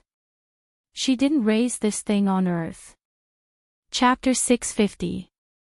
The space dolphins were all raised in the universe. Sia opened a long-distance teleportation door and searched with her divine sense. She grabbed a round guy from the other side of the teleportation door. The sky dolphin was very uncomfortable when it was suddenly caught underground from the starry sky. When it saw Thea, it let out a happy cry and rubbed its big head against her calf for a while. Damn it! She was a little reluctant. Thea gently patted the dolphin's big head and felt that she should have lent it to Robert for 2 years instead of giving it to him. Unfortunately, she had already said it. Mortals could regret it, but she, the goddess of trade, could not easily break the deal. She could only pat the dolphin's big head and point at Robert regretfully. The intelligence of the Earth's dolphins was not low, and this dolphin floating in the air was even smarter. When it realized that its owner was going to abandon it, its happy little face suddenly collapsed and it cried twice with ultrasonic sound that normal people could not hear. Fortunately, Robert also had some skills. He sent out the same ultrasonic sound as the dolphin, and the man and the dolphin communicated. The little dolphin was in a dilemma and finally swam to Robber according to Thea's idea. Ha! You have gained the friendship of the only fierce man. I will help you in the next 2 years. Robber's big face was still ferocious, but he really liked dolphins. He rubbed his rough face hard against the little dolphin. The other party spat on his face, but he was not angry. Instead, he laughed. Moira saw that her daughter was a little disappointed, so she quickly changed the topic and whispered, "Won't this guy go back on his words?" Thea's disappointment came and went quickly. When she heard her mother's words, she said happily, "Robber's reputation is very good. He never goes back on his words. He will be our help in the next 2 years." Moira looked at the rough man who was teasing the little dolphin. From this angle, he did not look as fierce as before. The fear disappeared, and the politician's mind came out again. Can the Earth's dolphins also attract him? Thea thought for a moment. She remembered that Earth's dolphins also attracted him. It should be possible. Then it's easy. Moira nodded immediately. It was easy to deal with someone with a hobby. Didn't he like dolphins? Later, she would let her subordinates raise 180 dolphins. Such a super powerful force would be tied to the Earth. Was there a more suitable business than this? Getting rid of a hidden danger in advance and turning an enemy into a friend was a good thing for everyone. Rob's conduct was completely different from that of a superhero. In addition, this fellow had a fierce look on his face and a repulsive appearance. Who would believe that he was a superhero? However, as the hidden card of the government and the Heaven's Eye Society, Berserk Wolf Luo Bo would be very competent. Even Amanda was wondering if she should send the guy who designed the prison cell to raise dolphins instead of going to Siberia. Seeing that Robert and the little dolphin were playing happily, they decided to continue their sightseeing trip. Thea didn't have a habit of spoiling him. She had already given away her cute pet, so she should at least hear something. "Rob, follow me." Her tone was similar to ordering a slave. Violent Wolf Robber's expression was furious at first, but then it gradually calmed down. In the end, he even revealed a self-satisfied smile. "You're the boss. I'll listen to you, I'll listen to you. F***CK. Seeing this scene, Amanda was even more convinced of the importance of vigorously developing marine aquaculture. "Grandson, when the time comes, I'll smash you to death with 1,000 dolphins." The designer of the Skies Eye Society's prison cell should be dragged out and shot, but the planner was still commendable. On the same floor, another cell was a few hundred meters away. There were several partitions in the middle and the path was very winding. Even if one of the prisoners escaped, the whole cell wouldn't be destroyed. Thea also asked Violent Wolf, "Do you know who else is on this floor?" He glanced at her and continued to tease the dolphin, shaking his head to show that he didn't know. The few of them walked into a cell that was filled with yellow light. Amanda pointed at a woman in green who was sleeping on her side and introduced, "Mr. President, the woman you're looking at now was captured after we sacrificed a lot of agents. Her technological weapons are very, very special." "Are you talking about that bowl? Why didn't you confiscate her weapon?" Moira asked, pointing to an eyeball floating beside the woman that seemed to be magnified more than 10 times. "This weapon is beyond our scope of understanding. It seems to have some kind of displacement ability. Even if we take it away and imprison it, it will automatically return to the woman. Her weapon can absorb the energy in the air and turn it into an energy beam to launch it. We accidentally found that it has a particularly poor resistance to yellow light, which led to the scene you see today." Amanda said it so casually that she didn't even mention the sacrifice of the agents in the process. Thea just looked and didn't speak. She also knew this guy who was locked up. She was the Queen of Emerald Eyes who came from the 31st century. Her weapon was the result of technological transformation of the eyes of an alien Green Lantern. She didn't know what kind of black technology they used to add some green light ring functions in the eyeball, which was why it could emit green light beams and was afraid of yellow light. Moira glanced at Thea as if nothing had happened. Thea shook her head gently. This woman was different from Violent Wolf. She had no value. It was impossible for the big eyeball weapon to be popularized. If the Earth's army had a magically modified light ring, it would be a disaster. Even if the young lady now mastered almost 3 kinds of emotional spectrum, she had to say that once emotional energy was abused, the universe would explode in minutes. The Queen of Emerald Eyes also didn't have the experience of clearing her name, so let her continue to stay in prison. Amanda was also staring at her face. Seeing her shake her head, she felt relieved. She continued to take them to see the last prisoner. This cell was thicker and larger than the previous 2. From a distance, it looked like half of a mountain had been cut off and a small part in the middle was hollowed out to hold the prisoner. There were no electrical components, no mechanical devices, and the most important thing was that there was no light inside, not even a trace of light. Sorry, Mr. President, we can only look at this prisoner. Amanda pointed to the thing that looked more like a boulder than a cell and said to them. What a joke, Amanda, what do you want us to see? The current Minister of Defense, General Ryan, who accompanied the tour, was very upset. The Ministry of Defense didn't know about these 3 prisoners. If Thea hadn't exposed them today, how long would they have been kept in the dark?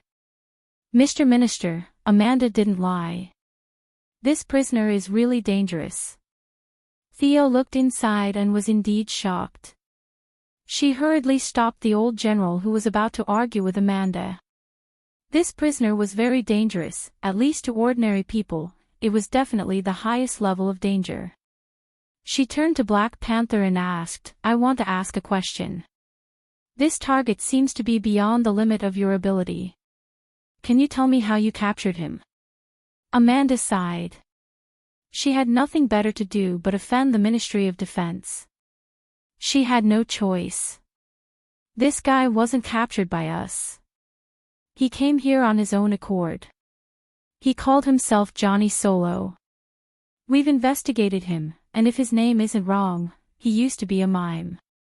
However, he disappeared due to an accident, and when he reappeared, his appearance had changed greatly. He claimed that he came here to surrender on the orders of a god called the King of Tears. Although we can't show you now, we still have the video from before. Amanda then handed Moira a tablet. Everyone, including Thea, came over to watch it. The video was very short. A well-dressed man walked into the Heaven's Eye Society's base calmly. Faced with several weapons aimed at him, he raised his hands and surrendered. Chapter 651. However, when the agents took off his hood, they were all shocked. He was glowing faintly, and there was a mask on his face. He didn't have the brain or hair that a normal person would have. There was only a mask on his face, and there was nothing behind it. After the agents of the Sky's Eye Society inspected him, an even more shocking fact was revealed. He was wearing human clothes, but there was no body. His suit, tie, and gloves were all just decorations. Other than calling himself Johnny Solo and surrendering to the Sky's Eye Society under the orders of someone called the King of Tears, he refused to reveal any information. When Amanda asked him to take off his mask, he said very seriously that anyone who saw his face would die. Seeing such a great danger to society, Amanda had no choice but to lock him up until today. Thea observed him for a long time. He wasn't lying. Anyone who saw his face would die. This guy's aura was undoubtedly that of a god's chosen. However, this King of Tears didn't seem to be a god from Earth. She wasn't surprised. There were very few gods, but there were also a lot of them. Earth had a bunch of gods, so there were naturally some on other planets as well. Hiromir, who was killed earlier, was a god from Mars. Rao, who Supergirl Fiora and the others always talked about, was also a god from Krypton. It wasn't surprising that there was a god that she didn't know. This king of tears was different from the professional gods on earth. He was more like a god of rules. The big rules, such as time, space, life, and death. These were rules that even Darkseid was dumbfounded when he saw them. He couldn't understand anything else either. However, this god was different. He wrote a rule of his own, and that was to kill anyone who saw him. In Thea's opinion, this rule was too restrictive. One had to see him for it to take effect. According to this rule, the air would disappear when it saw him, and the stars would explode when they saw him. However, he couldn't withstand such a huge backlash, so he had to find a place to hide. This chosen completely followed his teachings. He usually wore a mask, but when he needed to, he would take it off. Wow, the world would be peaceful. This attack method was exactly the same as Diana's usual accumulation of power by wearing the silver guardian bracelet, and the artificial spiritual talent that Thea had created for Cassandra. They both required daily accumulation. Seeing that Amanda was looking at her with hope, Black Panther couldn't wait for the Missy to quickly pull this bomb away, and throw this planet at the edge of the universe as far away as possible. However, she was disappointed. Thea shrugged and said, "Sorry, I really don't know anything about this guy. I can only be sure that this god is not from Earth. This guy is a half-spirit. I don't think I can kill him with my current methods." As for the Tear King behind him, Thea frowned and racked her memory. She remembered that the King of Tears had come to Earth, but he was quickly defeated by the spirits and turned into a teardrop. Who is stronger between me and Ghost? Ghost has the problem of being strong at times and weak at other times, but overall, he is still very strong. After all, he is the vengeful spirit of God. Just like the guardian of Oua planet, Gonla, once said that Ghost was not as strong as him, and he was pressed to the ground and called Daddy after 2 seconds. Thea was definitely stronger than Gonla now, but she did not think that she could defeat the vengeful spirit of God. Among the people she had met so far, the strongest were the 3 demonic palaces, the Heavenly Father, and Zeus, who had gone to create a Smurf. The only ones who were stronger than her were Hades, Mithrin, and a few others, but they weren't much stronger than her. The Heavenly Father should be on the same level as Zeus, and the 3 palace demons should be stronger than them. In general, the 3 palace demons were not as strong as Ghost. Thea felt that Ghost would not have any more trouble fighting her than fighting Gonla. At most, she would last for 2 more moves. The conclusion made her unhappy. In the eyes of the real bosses, she was probably not much different from Amanda and the others. Ghost was not a suitable reference. It was hard to tell who was stronger between the King of Tears and Thea. She thought about it and decided to be more cautious. This King of Tears should be very strong, maybe stronger than me. I suggest that we keep him here. Amanda was speechless. Why would you keep such a dangerous person with me? Aren't you embarrassed? The young lady was very thick-skinned. She chose to ignore Amanda's resentful gaze. She pulled her mother out without saying anything. General Ryan did not dare to stay any longer when he saw that even a superhero like her was about to run away. He hurriedly followed the team. Before everyone boarded the plane, Thea thought about it and taught Amanda a method. That guy has surpassed the definition of life and death. You can't kill him with your current methods, but you can restrain him. Amanda immediately listened carefully. He has the law of death when he sees someone's face. It's not difficult for you to deal with him. Set up a few more mirrors. The moment he takes off his mask, you can use the mirrors to reflect his face. Then he'll die.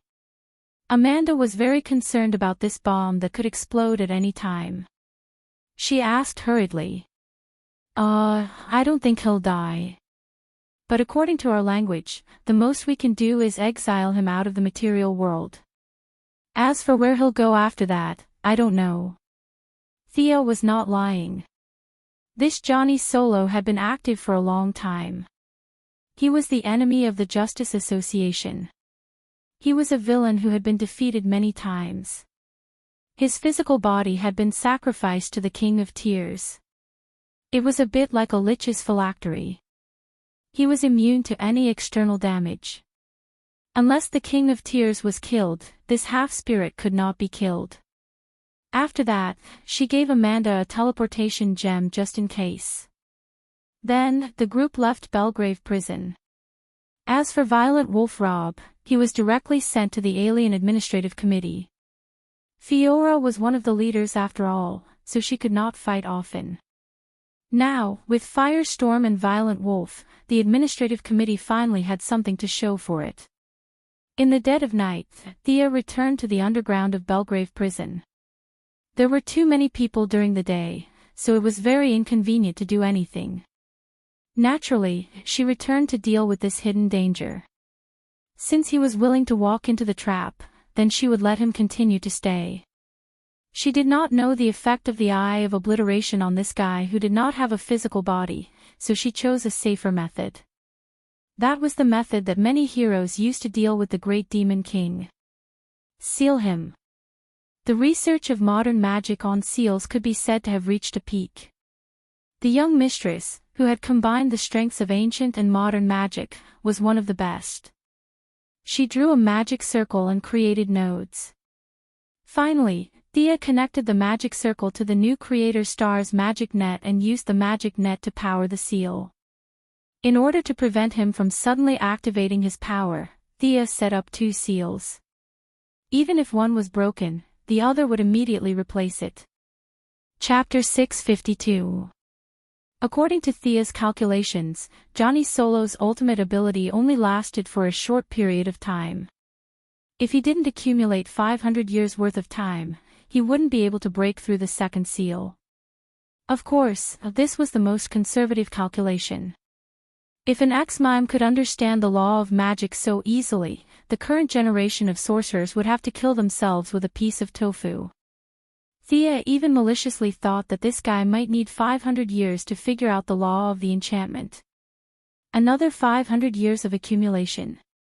By the time he came out, the King of Tears had already turned into ashes. After solving the hidden danger as a nameless hero, Thea and Moira patrolled around the country for the next few days. It took them half a month to sort out all the relationships and get their work on the right track. It was hard to say whether the halo of being the first daughter or being a superhero was more dazzling, but she was now more eye-catching. She didn't deliberately avoid the attention of the outside world, but the intimate image of her and Diana was still unknowingly taken. Thanks to the fact that Diana's true identity was not exposed, yes, that's right, the heroine's high-speed movement during the battle, coupled with her shoulder-length hair, armor and great sword, different from her usual ponytail and glasses, made these seriously face-blind media unable to recognize her, the romance of a superhero. This was a tabloid, and they directly used eye-catching headlines to attract attention. The first daughter's mysterious lover is a British aristocrat. This was not wrong. Diana was now a British citizen, because she had been in the front line of poverty eradication for many years, and she also had a knighthood awarded by the Queen. Those with the title of doctor must be addressed as doctor, and those with titles must be addressed as Your Excellency. Diana had to be addressed as Your Excellency Prince in official media reports. For a time, Britain and the United States were arguing because of their relationship. Britain looked down on the other side of the ocean, thinking that they were just nouveau riche, and their words were full of jealousy. So what if they were rich? Could they do whatever they wanted with money? At the same time, the other side looked down on them, thinking that they were just poor relatives, and at the same time, they were also envious of the history of the old aristocrats. The ancestral land and old houses were not worth much, but when they bragged about William the Conqueror, it was much better than the few poor houses on the Mayflower. Because their relationship was exposed, the media on both sides of the ocean attacked each other, and the two parties were not aware of it, doing what they should do. What a joke. Moira entered the White House. Thea did not go there often, especially when Diana was around. She was lying in her mansion in the metropolis, holding a newly published comic in her hand. The content of the comic was a little evil. It was about her and Diana's story. The young mistress was engrossed in the painting. Her image was 70 to 80% similar to a certain Toria. The artist had most likely studied art at the foot of a basin, and the style of the painting was exquisite and beautiful. In order to show off the aura of a superpower and suppress the Englishman, a crown was added to her head, making her look even more alike. Because they did not know the true strength of the heroine, they made up a story about a queen rescuing a sick girl. The rest of the story was about the ancient aristocrats and the king of the new era meeting and getting to know each other, all the way to the end of the story where they fell in love. Valkyrie picked up the comic and flipped through it. The entire story was about how the young mistress was wise and mighty in fighting criminals, while she herself was a salted fish who only knew how to shout, "Lulu, Lulu, Lulu." This made her very unhappy. How could they draw her so weak? Why am I so weak? This is too much. Looking at Diana's red face, Thea held her belly and laughed, causing Diana to chase after her. Diana's original purpose was to protect the earth, and she did not want to expose her true identity. Although she was very unhappy, she did not run to the media to show her strength. However, 2 days later, she regretted it. A group of criminals somehow found out her whereabouts. In order to become famous, they avoided Thea, and more than 10 people with automatic weapons went to kidnap the sick girl, Diana Prince. Even with the wisdom of Athena, Diana was initially confused. It took her a long time to realize that these people thought she was a pushover. Wonder Woman exploded and taught these ignorant criminals an unforgettable lesson. Are you still not going to reveal your true identity? Thea asked while holding back her laughter. Diana thought carefully for a long time, but still shook her head. Mother said that my duty was to silently protect the earth and mankind. I should not be exposed. Seeing that she was unwilling, Thea did not force her. As long as this period of time passed, the media would naturally be too lazy to report it. Time passed slowly, and it was already March. Moira had been in office for 2 months. Last month, she personally landed on Mars. This was the first national leader to land on an alien planet. This alone was enough to be recorded in history. Thea and Diana's storm gradually subsided in the official media, but on some indescribable websites, the two had become a hot search term, with all kinds of pictures and comics. Some of the artists were really good, and Milady even registered an account just to follow the latest issue. In between her daily entertainment, she did not forget about her business. Technological products were slowly being transferred to civilian use. Although the military was dissatisfied, in the face of the huge financial group, their complaints were dispensable. Clean energy projects had always been the focus of the Quinn Group's development. Even during the time of Robert Sr., it was the group's main product. Now, Milady, who was full of black technology, had maximized this advantage. She did not need to control all the resources, nor did she have that much energy. Trade and wealth were not about accumulation, but about circulation. So, it was imperative to share some of the work and profits. In just a month, the Quinn Group continued to cooperate with financial groups from all over the world. Flying in the sky, running on the ground, swimming in the water, clothing, food, housing, transportation, all kinds of industries came to seek cooperation. Now, in her office was an old acquaintance, Lex Luthor's sister, Lena Luthor. This little girl was 2 years younger than Thea. She inherited the mess left by her brother early and worked hard in the business world. Luthor Enterprises, which had been eroded by many investors, now showed signs of revival. Although Thea was also one of these investors, it did not affect the relationship between the two. Especially after the little girl knew that she was a superhero, she even had a little admiration. Well, Lena, I've finished reading your plan. If you can understand the technology of the maglev car, then we can cooperate, after finalizing the intention of cooperation, the specific details could be discussed by the subordinates. Even if Luther Enterprises was not as good as it used to be, with the scientific and technological achievements left behind before, it was still a behemoth. It could be revived by handling a few big projects. Lena was not like her evil-looking mother, nor was she as arrogant as her brother. It could be said that she was an anomaly in the Luther family. Chapter 653. The two of them chatted for a while before Lena got up and left. When she pushed the door open, she bumped into another girl. The two of them didn't know each other, but the friendly Lena still greeted each other. The two of them nodded and brushed past each other. Thea then looked at the person at the door and was surprised. Kara. What's the matter? Little Supergirl, who had a lot on her mind, turned around and watched Lena walk away before she slowly walked into the office. She looked around for a long time, and Thea was confused. The young mistress did not know what she was up to. She sat calmly on the chair and waited. Today, little Supergirl came to visit in normal clothes. Whether it was the Martian hunter, Superman, or even her adoptive mother, they all asked her to keep a low profile. The consequence of keeping a low profile was that her taste in clothes was a mess. It was clearly a dress that cost thousands of dollars, but it smelled like dirt when she wore it. Sister Thea. Supergirl took off her glasses and looked around. When she saw that the environment was safe, she spoke in a low voice. The young mistress crossed her legs and waited for her to continue. Look at my ears. Supergirl clenched her fists and finally said a complete sentence. Theo looked at Supergirl, who lifted her hair and white earlobes. She was confused. What was she trying to show her? Little Supergirl seemed to know that her behavior was ridiculous. She explained embarrassedly, that I don't have ear piercings. Thea saw her touching her ears and could not help but touch her own ears.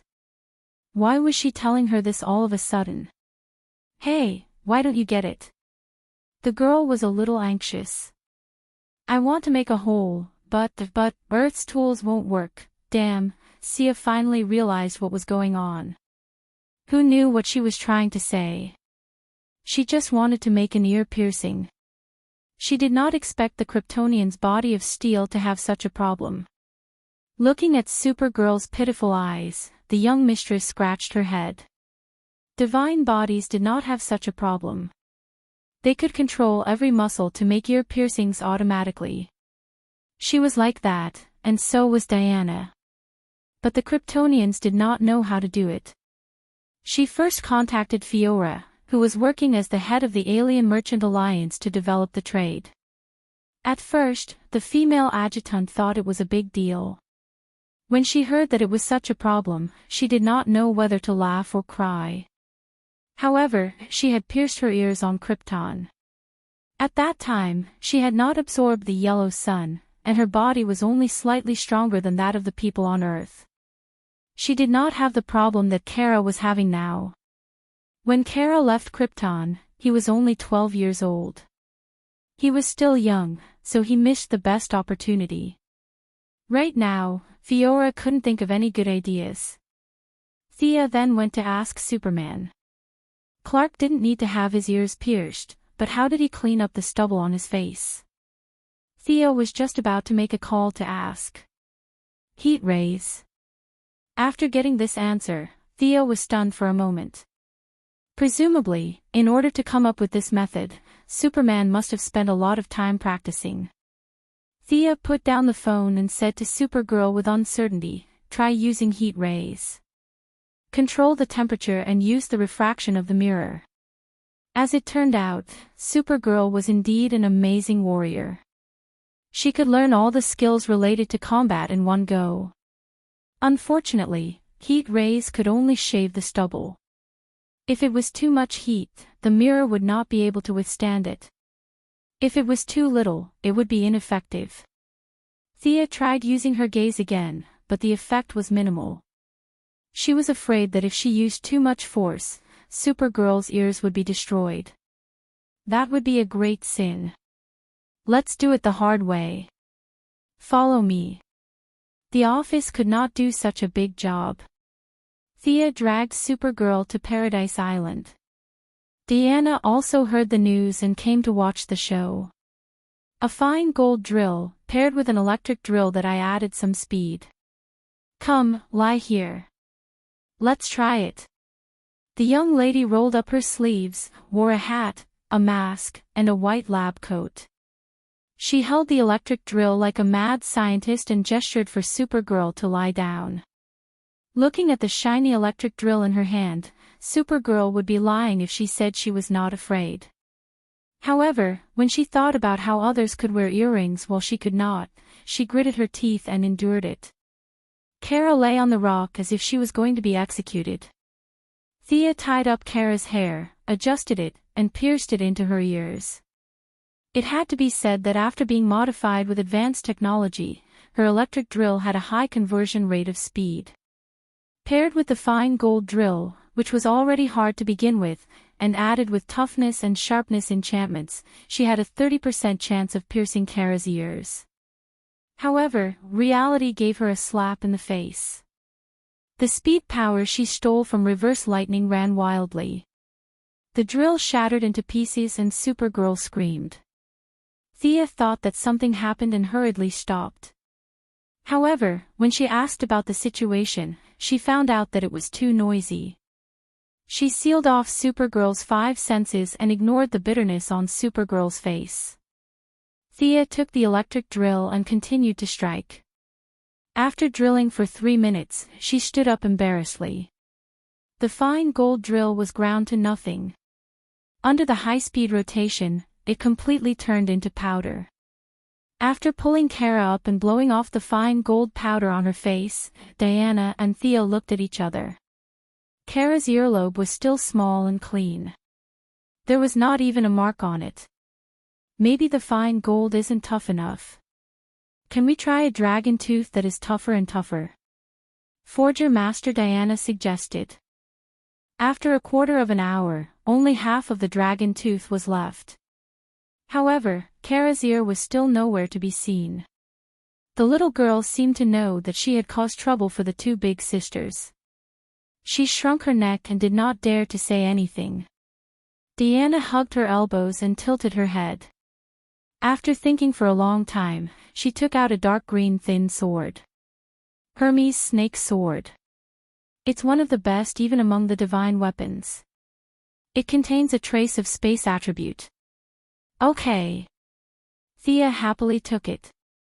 The 2 did not ask for the little girl's opinion. One sat on her, and the other pressed her feet.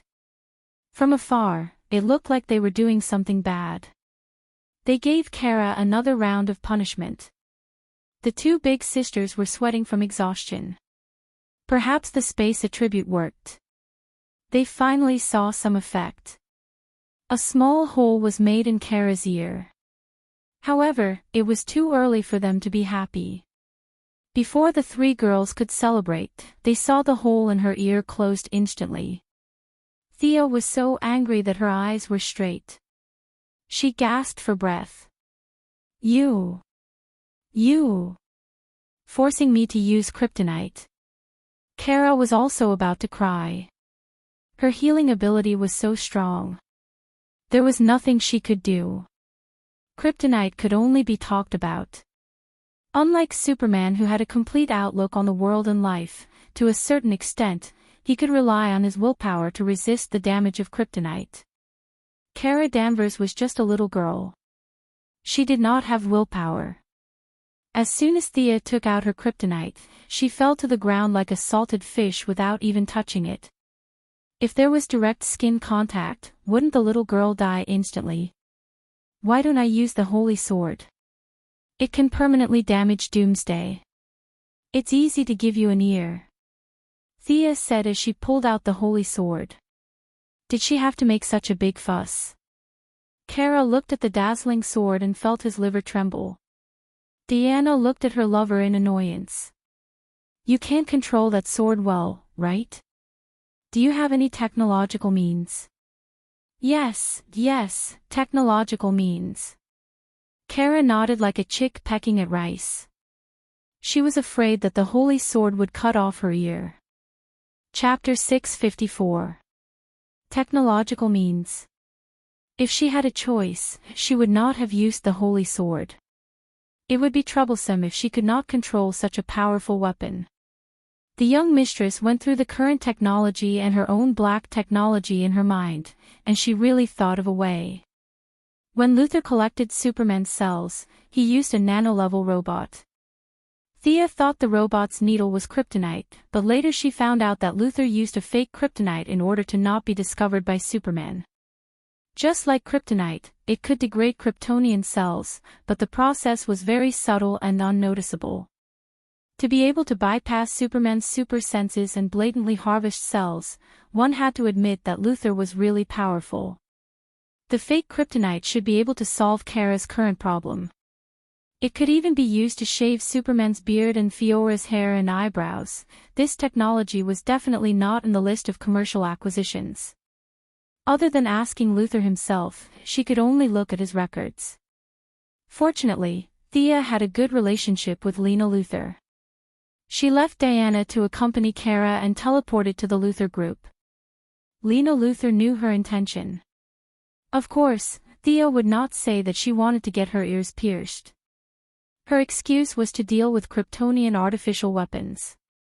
Lena readily agreed to let her see Luthor's notes. Luther was very knowledgeable and had deep knowledge in all walks of life. Thea stayed in Luther's old house for half a day before she found the composition and manufacturing process of the fake kryptonite in the vast records. She did not need modern equipment to produce it.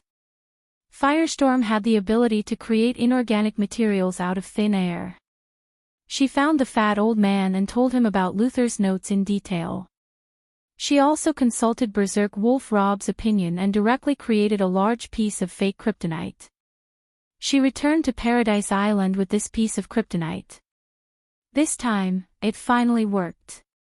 Kara successfully pierced 2 ears and flew home happily. After a busy day, Thea was too lazy to go home.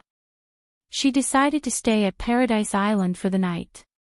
The two rode their horses around the island twice. Thea saw that Diana was in high spirits, so she happily played with her. In the end, nothing happened to them. The two horses were so tired that they almost fainted. They had been staying at home with Hades every day, so there was no need for them to run like this. The two goddesses let go of the pitiful pony and strolled through the mountains. When they reached the top of the mountain, they happened to see the slowly descending sun. I really envy Kara. She's so carefree. She's so happy. The afterglow shone on the Valkyrie's face, accentuating her perfect cheeks and sharp nose. For a moment, she seemed to be enveloped by a sense of divinity. Thea didn't say anything. Instead, she sat on the ground. Diana also sat down. The two of them leaned closely together. You seem to be in a bit of a rush recently. I haven't seen this kind of emotion from you in a long time. Diana turned her face and looked into her lover's eyes. Thea did not mention that she suddenly felt a sense of crisis because of the King of Tears. She wasn't strong enough. So what if she was the King of Earth? It was just a matter of a finger in front of the real big shots. Especially since she had sacrificed so much for this world. There were so many people who had ties with her. At first, she might have been able to run if she couldn't win. Now, could she still run? Even if she could run, how many people could she take with her? The Martian hunter was a good example. Although he didn't say it, Thea knew that he had always regretted that he didn't have the ability to save his people. In the face of a real catastrophe, how much stronger could she be compared to him? However, these words were not suitable for Diana to hear. The warrior god required more confidence. If Diana knew that there were so many big shots above her, it would be difficult for her to take another step forward. After thinking about it, she gave a reason. I've told you about the new Creator Star and the Apocalypse Star, right? Recently, both sides have been preparing intensely. The war could start at any time. This war might decide the ultimate fate of the multiverse. This topic was also very heavy. However, the war between good and evil was very much in line with Diana's wishes.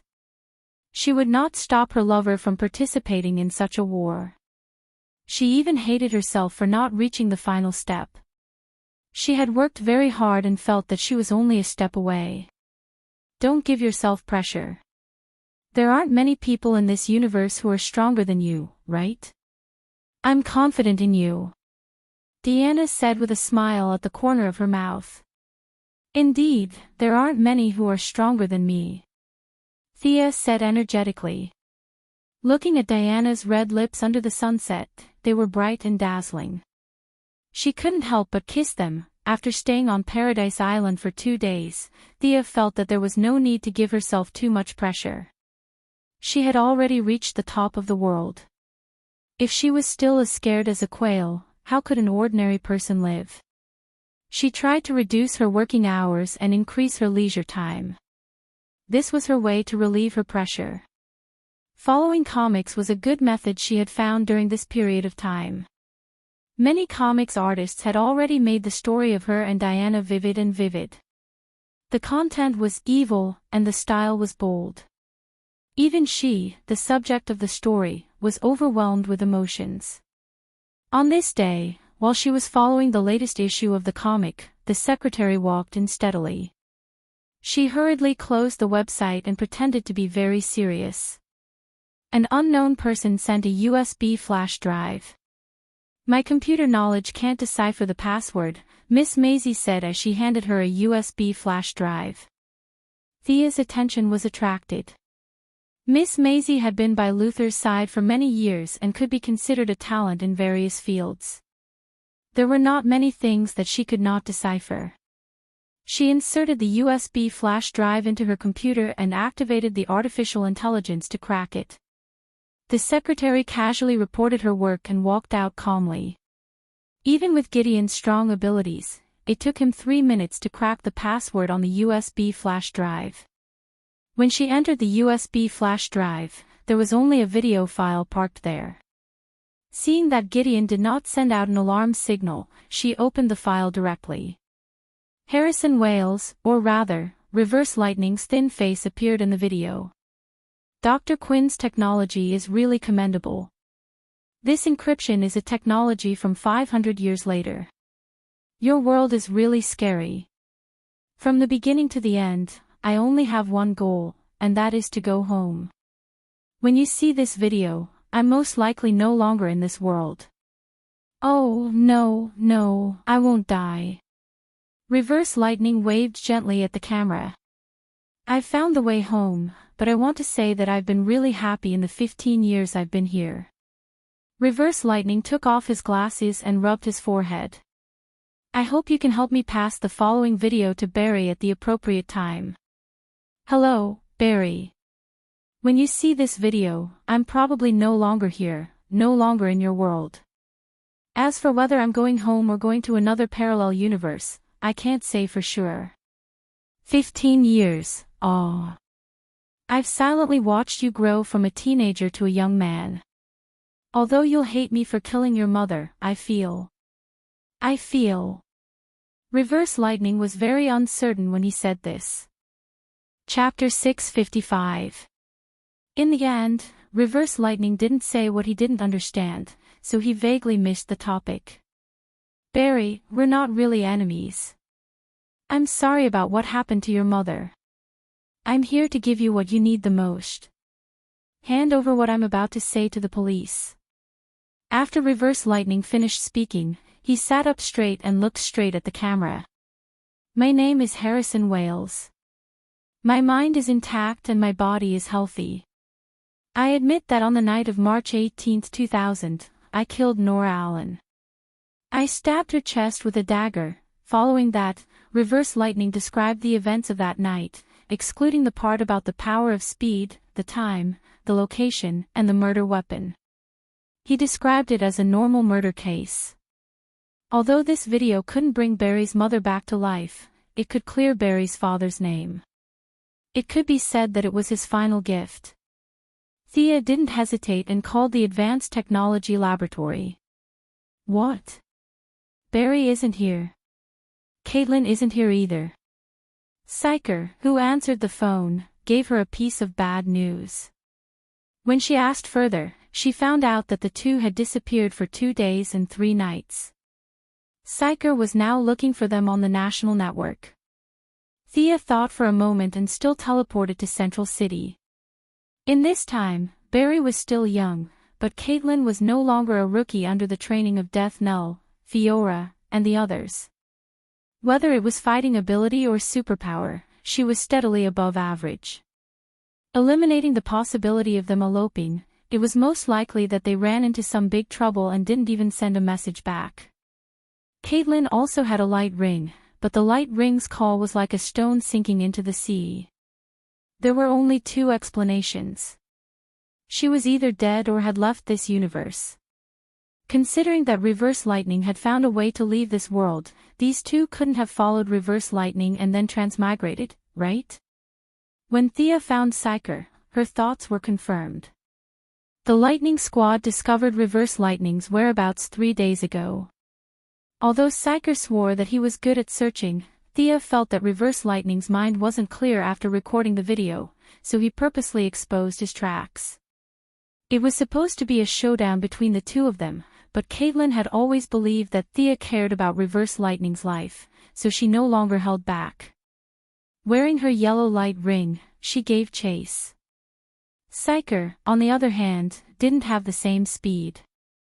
Unfortunately, he was left at home and stayed there for 2 days until Thea came looking for him. They're most likely no longer in this universe. Find the place where they last disappeared.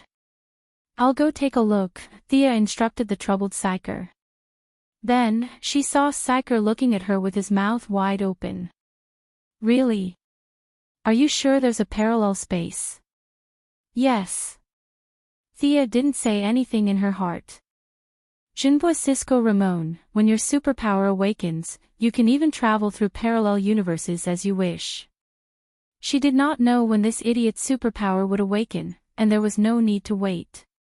The Mother Box could travel through all the parallel timelines, and Zeus' lightning arrow could traverse the timelines. Thea's current means were extremely plentiful. As long as someone was still alive, she could find them. How do you need to get there?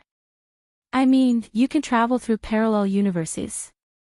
Psyker looked at her with a curious expression.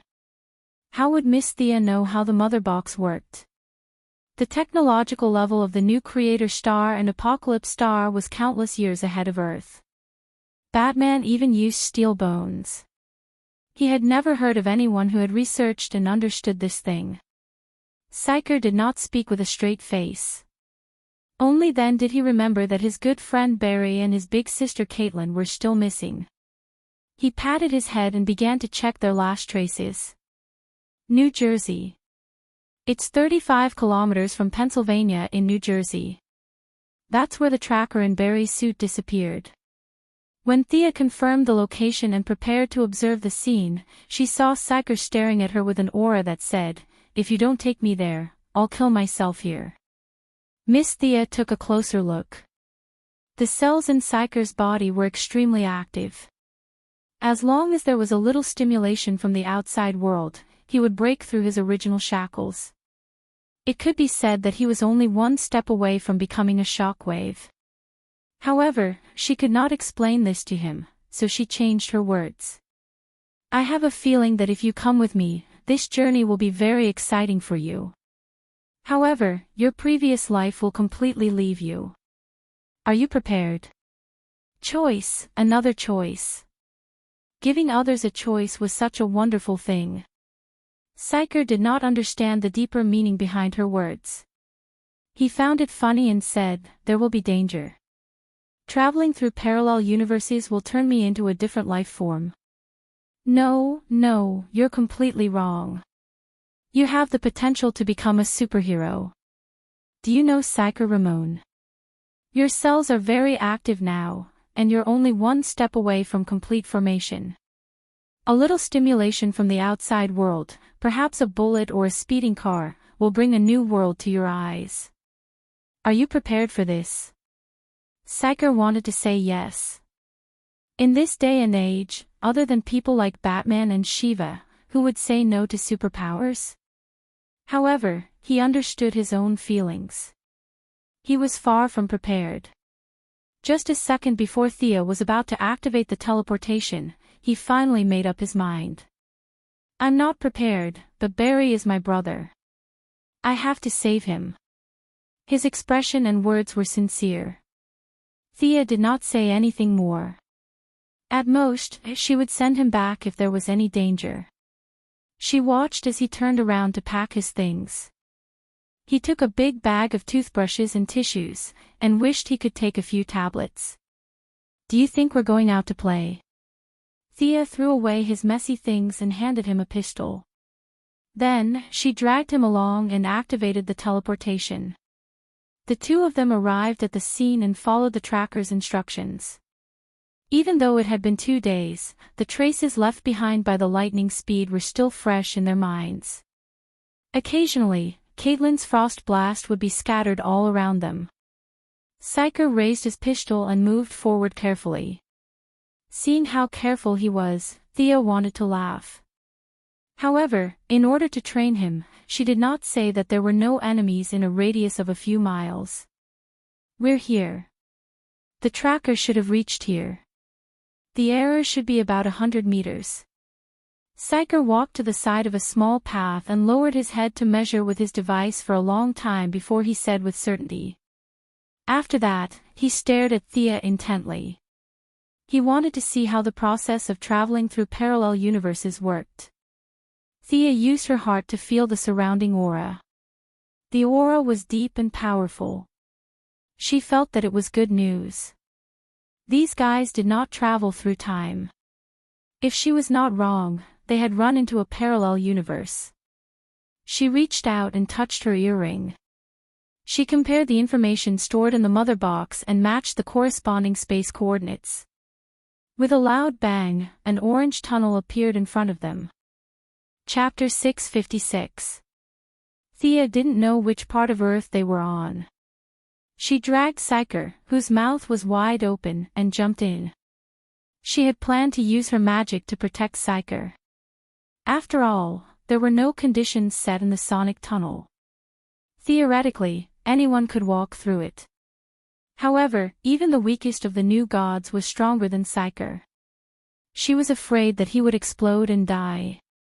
However, the outcome was gratifying. The sonic boom channel had directly facilitated Psyker's final step. His shockwave ability had completely awakened, and the sonic boom channel, which would have caused some damage to him, was now like a gentle breeze. Psyker Ramon had silently completed his metamorphosis without even realizing it. The two of them walked out of the tunnel. What greeted them was not the smiling faces of Barry and Caitlin, but several weapons spewing energy bullets. Before Psyker could react, Thea waved her hand and a light screen blocked the attack. Who are you? 6 or 7 men pointed their weapons at the two of them. Even though they had more people than Thea, they were still very nervous. They were all dressed in rags. Even the energy guns in their hands, the only thing that gave them courage, were about to run out of energy in Thea's eyes. She ignored these fugitives and looked around. Judging from their language, they were still on Earth. As for whether they were in the New Jersey of this universe, it was hard to tell. The cars on the side of the road were piled up messily. The roads were badly damaged, and debris could be seen everywhere. The guys in front of her had a strong smell of blood on them. It wasn't hard to tell that there was a war here. She just didn't know if it was a local war or a national one. Thea took out the light ring to contact Caitlin. Only then did she realize a serious problem. The light ring couldn't be used in this parallel universe. Without the yellow light to charge and transmit information, the light ring was a dead object. She scratched her head. She could only ask the passers-by in front of her. Is this the United States? The few of them remained silent. Let me change the question. What year is it? They suddenly looked nervous. By the way, do you have a superhero here? Superman. Thea realized that before she could finish her sentence, these people had turned around and ran away. This exhausted her patience. She spread her fingers, and a guy who seemed to be the leader of the group was caught by her magician's hand. Can't I talk to you nicely and answer my question? Why do you have such a big reaction when I mention Superman? Thea hovered in the air and looked down at the downtrodden man. The man's neck was grabbed by the hand of magic, and his limbs were trembling. He was obviously scared to death, but he still chose to keep silent. Thea, who had not used brainwashing for a long time, could only go back to her old profession. Now that she had become a god, the spell she was very familiar with was even more powerful. He tapped the man's forehead with his finger, and a large cluster of memories was quickly read. Thea frowned halfway through. There was something wrong with this world. At first, when she saw them gnashing their teeth at the mention of Superman, Thea thought that this was a superhuman world. However, after reading some of the memories, she knew that she had guessed wrong. The Superman here was still a good person, but he was invaded by the Apocalypse Star and was captured. Now, he had been transformed into the Apocalypse Devil Superman and was no longer the superhero he used to be. On the contrary, he had caused great damage to Earth. The Wasteland Wolf. The name of the Apocalypse Star's commander was well known in this world. Even these ordinary people who were far away from the war knew this name because he was the conqueror of Earth. Countless superheroes fell at his feet, and now humans could only crawl at his feet and live on his grace. The man knew very little. He only knew that Superman was captured. As for Batman, he had heard of him, but he had no idea whether this person was alive or dead. With too little information, he could not analyze anything. Thea let the man go. The man quickly recovered from his dazed state. As if he had seen a ghost, he threw down the energy gun and stumbled into the distance. It's a pity that the Croydon compass is still in Barry's hands. Can you use the current methods to track Barry? She asked Psyker. Psyker did not know that he had awakened a superpower. His face was pale at the moment, but when he thought of his good friend's whereabouts, he forced himself to be alert. He turned on the tablet and tried to connect. Soon, he shook his head and said with a little frustration, I can't connect to the network here. Their code is different from ours. How troublesome. Thea felt a little sad about reverse lightning. Everything was different in a new environment, and she had to adapt again. Fortunately, she was not reverse lightning who had lost all her speed. Finding someone was not a problem for her. Divination was an important subject in both ancient and modern magic. Even if she had become a god, her attainments in divination were not as good as Madame Xanadu's. However, this did not mean that she did not know how to do it. It was just that she was not good at it. Under Psyker's confused gaze, she quickly drew a magic circle. After thinking for a while, she made a small figure of Barry out of the mud. With her attainments in magic, she did not need to add any hair or blood. She only needed to imitate Barry's spiritual characteristics. This nameless spell, which was a combination of divination and witchcraft, was instantly activated. Then, the small figure spun around a few times and finally pointed firmly to the south. She picked up the small figure and flew Psyker to the south. Along the way, it was a tragic sight. After killing 3 batches of apocalypse demons in a row, Thea had to cast a high-level invisibility spell on the 2 of them. These apocalypse demons were quite advanced in technology. They could see through ordinary invisibility spells. What happened to this world? Was it invaded by aliens? Initially, Psyker was scared out of his wits as he flew in the air. However, perhaps he was brave, or perhaps the tragic situation on the ground attracted his attention. When the two of them flew past the 9th human settlement that was destroyed by the apocalypse demons, the young mistress took out her whip and killed all the soldiers. After saving a dozen survivors, he finally could not help but ask Thea. Everything is possible in a parallel world. I can only help where I can. First, find Barry. Believe me, I will make these bastards pay the price. The young mistress said firmly. Now that she was also a member of the new god tribe, it was her duty to attack the apocalypse star. It was just a great plains wolf. She could easily mobilize her magic army and crush him. Even the Heavenly Father might personally make a move. He had a deep-seated hatred for the Great Plains wolf for killing his wife. However, if the Heavenly Father made a move, the scale of the war would instantly expand. It was hard to say whether it was a blessing or a curse for the survivors of this planet. There's a reaction. Barry should be in this city. Thea finally got close to Barry according to the small figure's instructions. However, she slowed down. When she saw the signs by the roadside, she was still a little stunned. Chapter 657. When Psyker saw her stop halfway through her sentence, he curiously followed her gaze. His eyesight was far inferior to the young lady's, but the awakening of his superpower had greatly improved his physical fitness. After squinting his eyes for a long time, he finally understood why Thea stopped talking. A rusty iron plate covered with blood and bullet holes was lying on the side of the road with the words, 15 kilometers away from Star City, written on it. Thinking that this world also had Superman and Star City, then a lot of things must also exist, he consciously shut his mouth. If he could think of something, the young lady would naturally be more clear about it. She also had this plate in her original world. The style of the plate and the font were exactly the same, making Thea feel that she had returned to her hometown. She laughed at herself and shook her head gently to get rid of this thought. This could not be her home was not here. It was just that the prosperous Star City in her impression overlapped with the dead city in front of her. She still felt a kind of anger that reached the depths of her soul. How many acquaintances of Star City were still alive in this world? Although those people theoretically had nothing to do with her, when she thought of Moira, Oliver, and even herself lying in a pool of blood here, she still could not be indifferent. Although she could not control her anger to the extent that she could use it casually, it was still a small achievement. Countless light red cyclones lingered around her body. Thea hurriedly withdrew her emotions, but a thought still formed in her mind.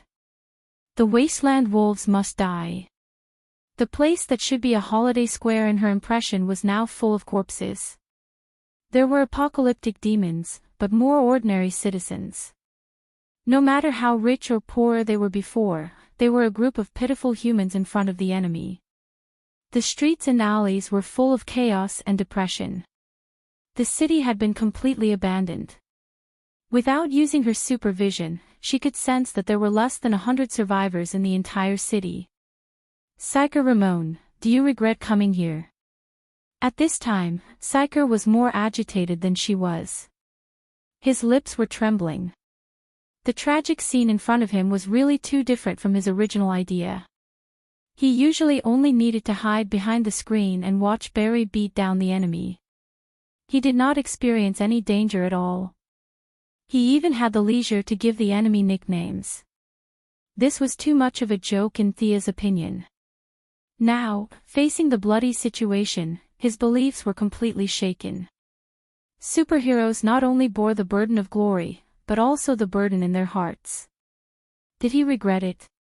To be honest, Psyker didn't have as strong a conviction as Barry.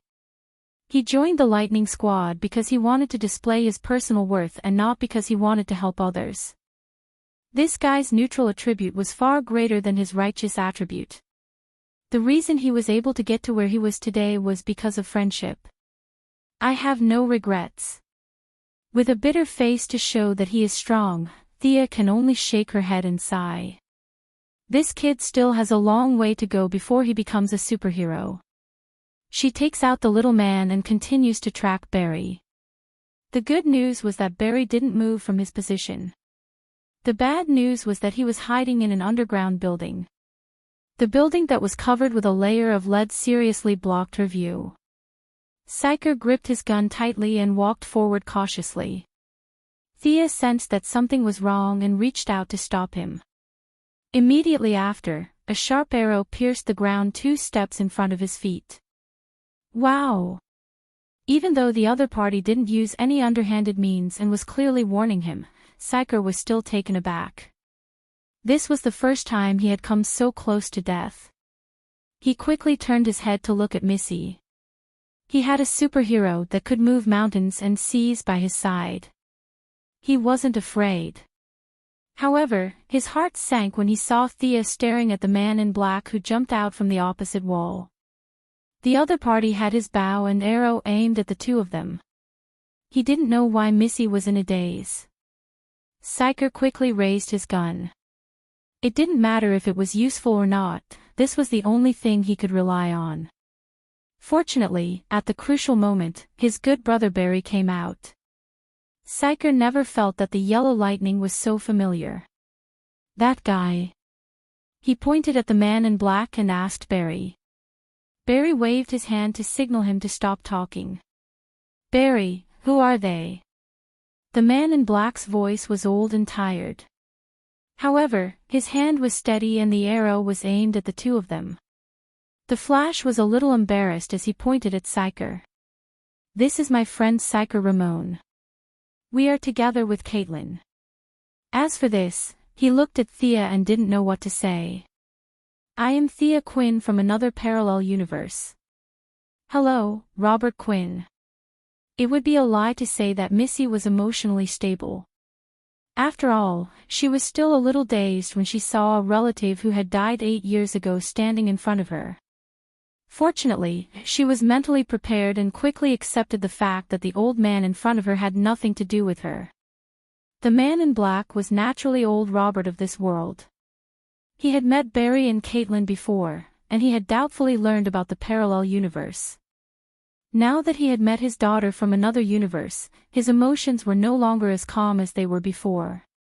His voice trembled as he tried to pull the bowstring. Do you have any evidence? Thea didn't know whether to laugh or cry. What evidence could she take out? They were from 2 different universes. Their experiences were definitely different. Hey, trust me. She is indeed Robert Quinn's daughter in our universe. She is not an enemy. Little Flash quickly came to smooth things over. Thanks to his gentle aura and sunny image, old Robert put down his bow and arrow. A daughter from a parallel universe. Ridiculous. Old Robert walked out slowly. Thea couldn't help but give him a sidelong glance. Green robe, black eye patch, white beard, bow and arrow on his back. This was Green Arrow's outfit. As if sensing her confusion, Little Flash quickly explained for her. In this universe, Oliver died in a shipwreck. The current Green Arrow is old Robert. Wow! Xianxia was just about to exclaim when Flash covered his mouth. It was best to just brush this matter aside and pretend that they didn't hear anything. Don't worry about me. This isn't my universe. Thea emphasized again. It was both for them and for herself. This isn't the place to talk. Let's go to our place. Old Robert kept looking at Thea's appearance. Although he could still see the outline of her face, the details were 100 times more exquisite than Thea's in this universe. Even though he was already past the age of appreciating beautiful women, he still felt that this Thea was unbelievably beautiful. She's not my daughter. When he saw Thea rise into the air without any equipment, this thought became even stronger. With Little Flash carrying Xianxia, the 4 of them moved quickly. In an abandoned house, a hidden door opened and they went underground. The underground space wasn't big. There were only a few resting rooms. Food and medicine were piled up messily on the ground. There was also a faint smell of blood and chemicals in the air. Chapter 658. Xianxia, Thea. Without the help of the lantern ring, Caitlin could control the ice to glide through the air, but it wasn't as fast. She was waiting anxiously in the room. Seeing that they were safe, she hurriedly hugged them both. It seemed that their voices were a little loud. Two people walked out of the room, a man and a woman. The man was in his 50s and was very thin. He had a serious expression and wore black-rimmed glasses. The woman was a little chubby and looked like she was in her 20s. The woman seemed to be very concerned about her image. Even if she was forced to hide in the basement, she still did her best to tidy herself up. Psyker, who was hugging Caitlin, saw them from the corner of his eyes. He was shocked and hurriedly went to grab his weapon. Psyker, don't be rash. He's not the person you remember. Caitlin hurriedly pulled Psyker back. The commotion attracted the attention of Thea and old Robert, who looked gloomy, on the other side. Even Thea was a little surprised. Harrison Wales. Or reverse lightning. Gray air swirled around his palm and he was ready to cast a super large area deceleration spell. No, Thea. He's not the person you remember. He's the Harrison of this time and space. Little Lightning's expression was very bad, but he still stopped Thea. The young mistress looked carefully. There was indeed no divine speed reaction in his body. He didn't even have normal energy, let alone divine speed. He was just an ordinary person. Everyone's here. Let me introduce you. Little Lightning glanced at Caitlin. The current Caitlin was more human than the Frost Killer in the original time and space, but that was only for people who were familiar with her. He could only take on the task of introducing them. This is Psyker Ramon, my good brother. This is Thea Quinn, a superhero in our world. Little Lightning glanced at old Robert's expression and added, she's the daughter of the president of our world. The president of our world is Ms. Moira Quinn. Little Flash racked his brains and tried to explain with simple and plain words. Fortunately, the people in the room were smart enough to understand. Only old Robert murmured, Moira, then, Barry introduced the people in the current space-time. First, it was the white-haired old Robert who took off his hood. Uncle Robert Quinn. In this space-time, he is the Green Arrow.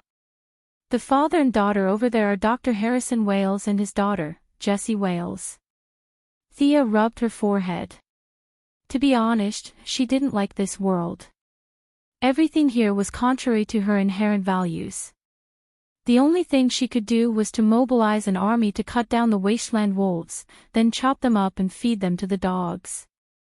However, in such a large-scale battle, it was impossible not to harm the innocent. This was also the reason why she couldn't make up her mind. Seeing that Barry still wanted to talk about the current situation, she raised her hand and interrupted the conversation. Barry, Caitlin, where is Reverse Lightning? If you are done with your tracking, I will bring you back. You shouldn't be too involved with the parallel space-time. At the mention of Reverse Lightning, Barry glanced at Caitlin. He seemed to be in low spirits. Of course, ever since Sia saw him 10 minutes ago, he had been in low spirits. The world was full of despair. The decadence in the air and the rivers on the ground made him very unhappy. I saw it with my own eyes. Reverse Lightning was killed by another extreme speed. The superhero of this spacetime called that person Extreme Speed. Although he had avenged his mother, Barry wasn't happy at all. Instead, he was filled with deep sadness. Especially when he thought of Reverse Lightning dying in front of him, the calmness and relief on his face before he died made him feel uncomfortable. Reverse Lightning was dead. Thea glanced at Caitlin. Caitlin nodded lightly to confirm the information. I can't go back. Extreme Speed's goal is to kill all the Extreme Speed. He is my enemy. I have to kill him here. Barry's answer was very similar to a superhero's. That was to kill whoever he saw. Thea felt that he was most likely doing the same. He didn't feel bad if someone else destroyed him. Instead of allowing extreme speed to peep around and cause trouble, it was better to kill him on this earth. But May's speed is far inferior to his. Extreme speed has absorbed the power of extreme speed from several parallel spacetime extreme speed. Now that he has obtained reverse lightning's part, he has far surpassed me. Barry said, a little depressed. Thea thought for a while. That's easy. We can. Before she could finish, a loud bang was heard. Old Robert slammed the table fiercely and looked at Thea fiercely. You are not my daughter.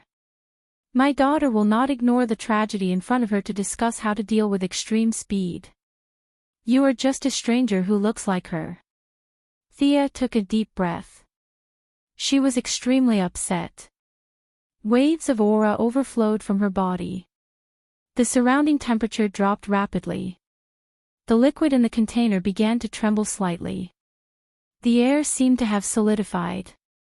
She was really wronged. Everything had to be done one by one. What was wrong with dealing with extreme speed first? She had no responsibility or obligation to this place. Why did Robert have to impose his will on her? I don't need anyone to tell me what to do. You're not my father either. He's kind and considerate of others. You just look like him.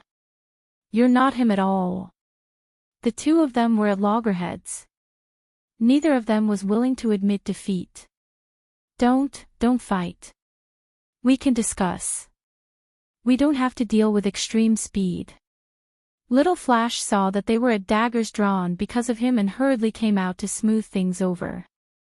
Barry, you don't understand. I can feel that this old man is hostile to me. This hostility has been there since we met. Thea's understanding of emotions was unparalleled. Now that she was serious, she immediately noticed the abnormality. Barry listened and immediately stood beside Thea. If the other party was hostile, then there was nothing to talk about. He was ruthlessly played by reverse lightning. At this moment, Barry was weak and sensitive. He hated being lied to the most. Caitlin was even more so. Her palms were already filled with frost. She was ready to start a massacre here. The sudden change in the situation made Harrison and his daughter, who had been watching the show, a little confused. Are you guys so hot-tempered? Ignoring his weak body, he stood in front of them and signaled for them to stop. My feelings can't be wrong, Mr. Robert Quinn. Thea really wanted to understand where this hatred came from. Could it be that he knew that she was Old Ma's daughter in this world? The probability was not small. She could handle it calmly in the original timeline, but it was hard to say in this timeline. Old Robert hesitated for a long time. It was only when Harrison desperately signaled him with his eyes that he reluctantly said, "You are not my daughter at all. I noticed at first glance. You look exactly like the person who killed my daughter." Chapter 659. Thea heaved a sigh of relief when she heard that it was not an illegitimate daughter. As long as it was not an illegitimate daughter, she was confident that she could solve any problem. However, Old Robert's words confused her. What did he mean? Someone who looked like her killed the Thea of this time and space. Was it someone from the Wasteland Wolves? The first thing that came to her mind was a spell. Her image must have been transmitted to the Apocalypse Star.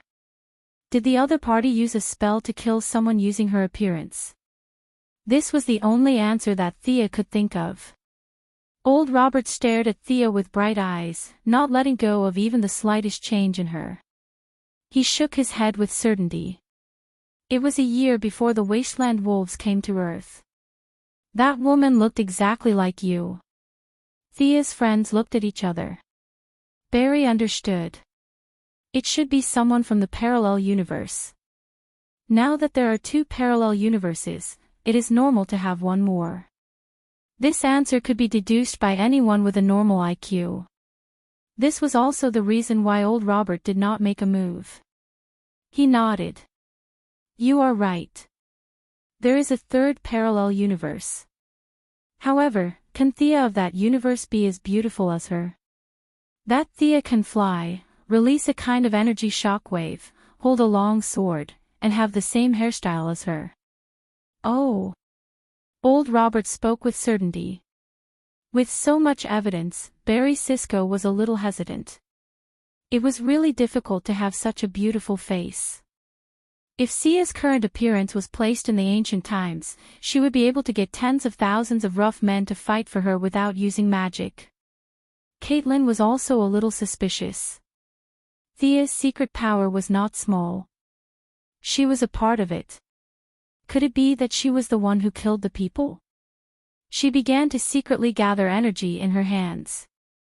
If she failed, she would first freeze Barry's legs. Thea herself found it unbelievable. However, she insisted that it was some kind of illusion that bewitched these ordinary people. With a flick of her finger, a human figure as tall as her appeared beside her. To increase the recognition, she even made the illusion wear a big quilt and a holy sword. Is it this image?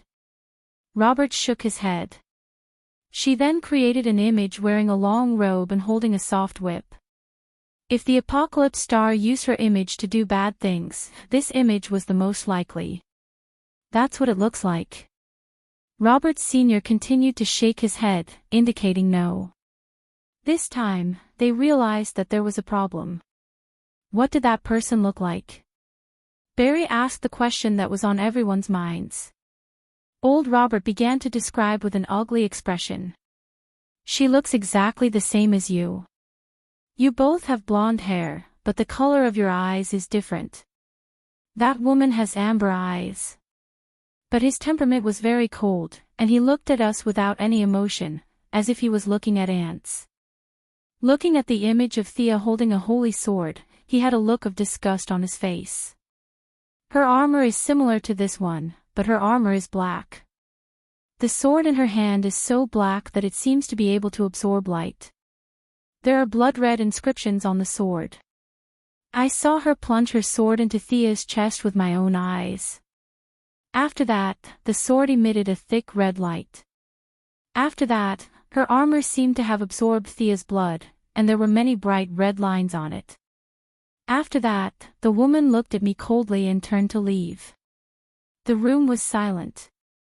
Everyone was a little confused, including Barry and Psyker, who had known Thea for many years. They were all confused because Thea had always been like a cloud of fog. No one could tell what her specific ability was. How did she obtain her power? No one knew. Could it be that she obtained her power by slaughtering her parallel selves? I'm so angry. This was utter nonsense. There can't be anyone like me. Of course, Thea saw their confused expressions. If I'm not wrong, this woman should be a dark Thea. She's not me, and I'm not her. Thea was too lazy to explain the uniqueness of the goddess of wealth and trade to them. There might be a few Thea Quinn, but there was only one goddess of wealth and trade. Since we've come to this point, I'll tell you the truth. This earth will not be ignored. The Wasteland Wolf and I are both members of the new god race. He represents the evil side, and I represent the righteous side. My army can head to this universe at any time. There's only one Great Plains Wolf, and there's only one me. Shocked by her resolute words, everyone's expressions became better. Of course, this might be because they heard that there were reinforcements. Thea had thought a lot. She didn't expect to receive such news when she came to look for Barry. There was a dark Thea Quinn in the multiverse. According to Robert's description, her weapon was similar to a holy sword. There was no possibility of a new god. All the new gods in the universe were in the new Creation Star and Revelation Star. Every time a new god was born, they would be recruited. However, the path to becoming stronger in this multiverse was not limited to the new gods. Not to mention others, once Zeus returned to his main body, he would be able to beat up the new gods apart from Uncle Da. Even existences like the three palace demons could fight Uncle Da head-on. It was hard to guess what the dark Thea had up her sleeves. Thea could only be sure of one thing. She didn't have the advantage of foresight. There were 52 parallel universes. It was impossible for 52 transmigrators to fall from 52 parallel universes, right? There was only one transmigrator who fused with her. The other party must have come this far without knowing anything about the world. Amazing. As expected, the dark state was 5 times stronger. She had spent so much effort to reach her current level. She was probably 100 times more hardworking than she was. In order to strengthen their impression, Thea took out the holy sword. Everyone was bathed in the warm fragrance of the holy sword. See? This is my sword. I don't know if there are any stories about King Arthur in your world, but this is the legendary sword of the lake. It turned out that this world wasn't much different from their original time and space. There was Christmas and King Arthur. Such a positive atmosphere couldn't be faked. Robert finally let down his guard. Thea asked about Robert's family in this time and space. After listening to his story, she was a little sad. Oliver didn't have any talent and died in a shipwreck. Old Luo went through a lot of hardships and learned a lot of skills before returning to Star City. The first one to bear the brunt was Malcolm. The two friends started a battle of life and death. In the final stage, Moira blocked Malcolm's arrow, and old Marco was shot to death by old Luo. Lying in her husband's arms, Moira redeemed herself and closed her eyes with a smile. Thea here didn't have the help of a transmigrator. It was still version 1.0. She skipped school and drank too much. Old Luo took care of his daughter. He managed the company during the day and fought criminals at night. After 2 years, he finally changed Thea's bad habits. Unfortunately, he was stabbed to death by the dark Thea from another world.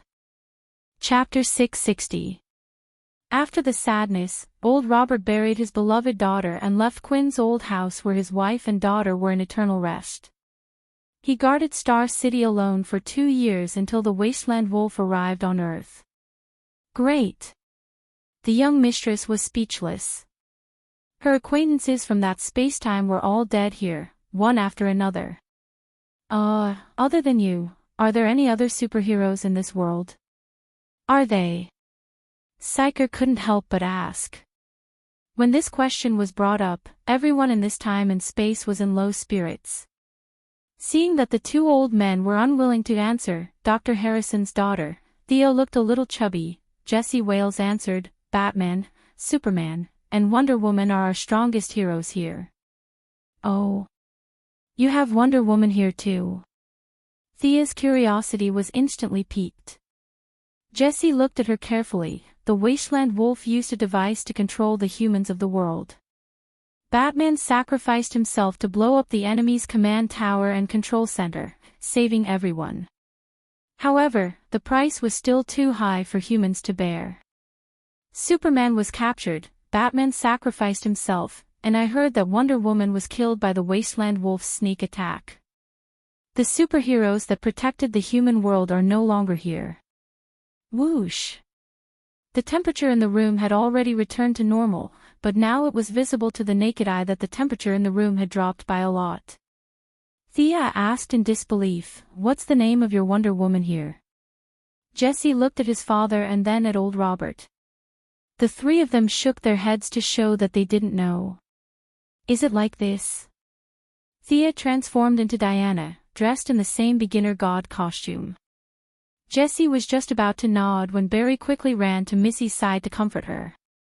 Your wife is living well at home. This has nothing to do with you, right? Even though Thea understood this, she still felt unhappy. Extremely unhappy. That bastard wasteland wolf, he actually killed Diana in this time and space. If I don't chop him into pieces, I won't be able to vent the hatred in my heart. He took a few deep breaths and tried his best to clear his mind before continuing to ask, then, who is your current superhero leader? Jesse didn't know the answer to this question. Old Luo said tiredly, it's still Batman. It's just that the current Batman is his father, an old man who's even older than me. For his son, he put on his armor again. Sigh, Theo was actually a little sad to hear about Batman's death. Although he didn't have superpowers, from any point of view, Batman was enough to be called a great superhero. As a human, he did the best he could. Superman had been captured and turned into an enemy. Diana and Batman had both died in battle. No wonder the world was so miserable. Are there no other heroes other than Batman? Thea did not expect much from old Batman. His son could cheat, but he himself might not have the ability. Moreover, according to old Luo, old Batman was older than him. Wasn't he almost 70 years old? Jessie Fatter, this young lady whose original name was Jessie Wales, when she introduced herself, she said that her friends called her Jessie. Quick guessed. The young lady didn't see where she was, so perhaps it was more appropriate to call her Fatter. Of course, this Fatter was Sia's inner respect for her. This young lady wasn't too fat, just that her face was big, and her body was very well proportioned, with an extra layer of meat compared to ordinary people. The lady's face glowed as if she had mentioned her idol. She said excitedly, Hawk Girl is now the representative of the superheroes in our world. After the fat lady finished speaking, she glanced at Thea and Barry. She was a little surprised when she found that they were normal. Hawk Girl doesn't exist in your world. Barry directly said that he had never heard of it. Thea scratched her head. Horus was killed by her, so Hawkman and Hawk Girl should no longer exist. However, this was in her world and her timeline. The fusion of new gods was unique, but the old gods, especially the gods of faith, had different laws. There might be gods with the same name and divine title. Therefore, it was not surprising that there was a Hawk Girl in this time and space. However, Hawk Girl was actually the strongest superheroes in this world. This was simply a tragedy. That poor little bird that only knew how to swing a hammer. Thea felt that she could beat her when she was still skateboarding. Now that such a character was carrying the burden, it was no wonder that this world was filled with despair. Jessie also introduced a few human superpowers who resisted the tyranny of the Wasteland Wolf. There was Sandman, Iron Captain, Atom Smasher, Dr. Light. They were all half-black and half-white characters. The main reason they rose up in revolt was that the Wasteland Wolf did not give them a way out. The situation was not optimistic. If they wanted to rely solely on these heroes of Earth to save this world that Thea named Earth 2 in her heart, unless a miracle happened. She felt that she was the representative of this miracle. Barry, here you go. She suddenly remembered the USB flash drive that Reverse Lightning had given her. Although he was dead, she should still let Barry take a look. The coding of this Earth was slightly different from that of their original Earth. Fortunately, Dr. Harrison was still an amazing scientist. He fiddled with it for a while and read the information of their original Earth. It was a magical feeling to see someone who looked exactly like her talking on the screen. Barry was only left with shock. He did not expect Reverse Lightning to leave this video behind. Other things aside, at least his father could be cleared of his crimes and stand in the light of day again. Although Thea had secretly pushed for his father to be released from medical treatment, Barry was still very excited to be cleared of all his crimes. Psyker did not know how to persuade his good brother. The few of them had complicated feelings towards Reverse Lightning. They had trusted him so much before, but he had betrayed them and now he was dead. However, when they looked back, they did not know what to do. Do you want me to send you back to deal with your father's matter first? Thea felt that Barry's condition was very bad. He would not be able to provide much help in the upcoming army-level battle. However, just as she finished speaking, a low voice sounded around them. He's not going anywhere. Become my speed. A figure mixed with blue lightning approached quickly. The air was compressed violently as it carried irresistible kinetic energy. The enemy's target was Barry. was this extreme speed. His speed was so fast that even Thea could not keep up with his movements. This guy's speed surpassed all the people and gods she had ever seen. Even Barry, the son of extreme speed, was not his opponent. However, attacking the enemy's weakness and pulling the opponent down to your level before defeating him was the value of magic. Time stop. Thea crushed the gem she carried with her and released a stored time stop. In the relative time stop, the difference between extreme speed and Barry could be seen. Barry's movements were very stiff. He could barely maintain a running movement. However, extreme speed was able to maintain a relatively high speed movement. The difference between the two of them seemed to be a few levels. Sensing his own abnormality, extreme speed, who was wearing a black leather suit, turned his head to look at Thea. "What are you looking at?" Ever since she came to this world, she had never been in a good mood. A truck full of acquaintances had died and there was also a dark Thea causing trouble in the multiverse. No matter how she thought about it, she could not be happy. Now that there was a guy who was not afraid of death looking for a beating, she would send him on his way. Slap! She raised her soft whip and used the silver fire that was as bright as the stars. The tip of the whip brought out a little bit of meteors that danced around. Now, her silver fire was no longer a pure magic fire. Referring to the fire that she got from Poseidon, she added the fire of the water into the magic fire. The small flame collected by the goddess of the ocean, Amphitrite, spent a long time in the deepest part of the ocean and gradually accumulated it bit by bit. Chapter 661. Thea didn't understand the principle of fire in water. She could only explain it according to the indescribable theory of yin and yang conversion. Poseidon didn't like fire, even if the fire was produced in the sea. Thea, on the other hand, felt that it was a treasure. It could change from one extreme to another, which was very valuable for research. The light blue flames dancing in the sky were the result of her preliminary research. Originally, the silver flames could only burn things with energy.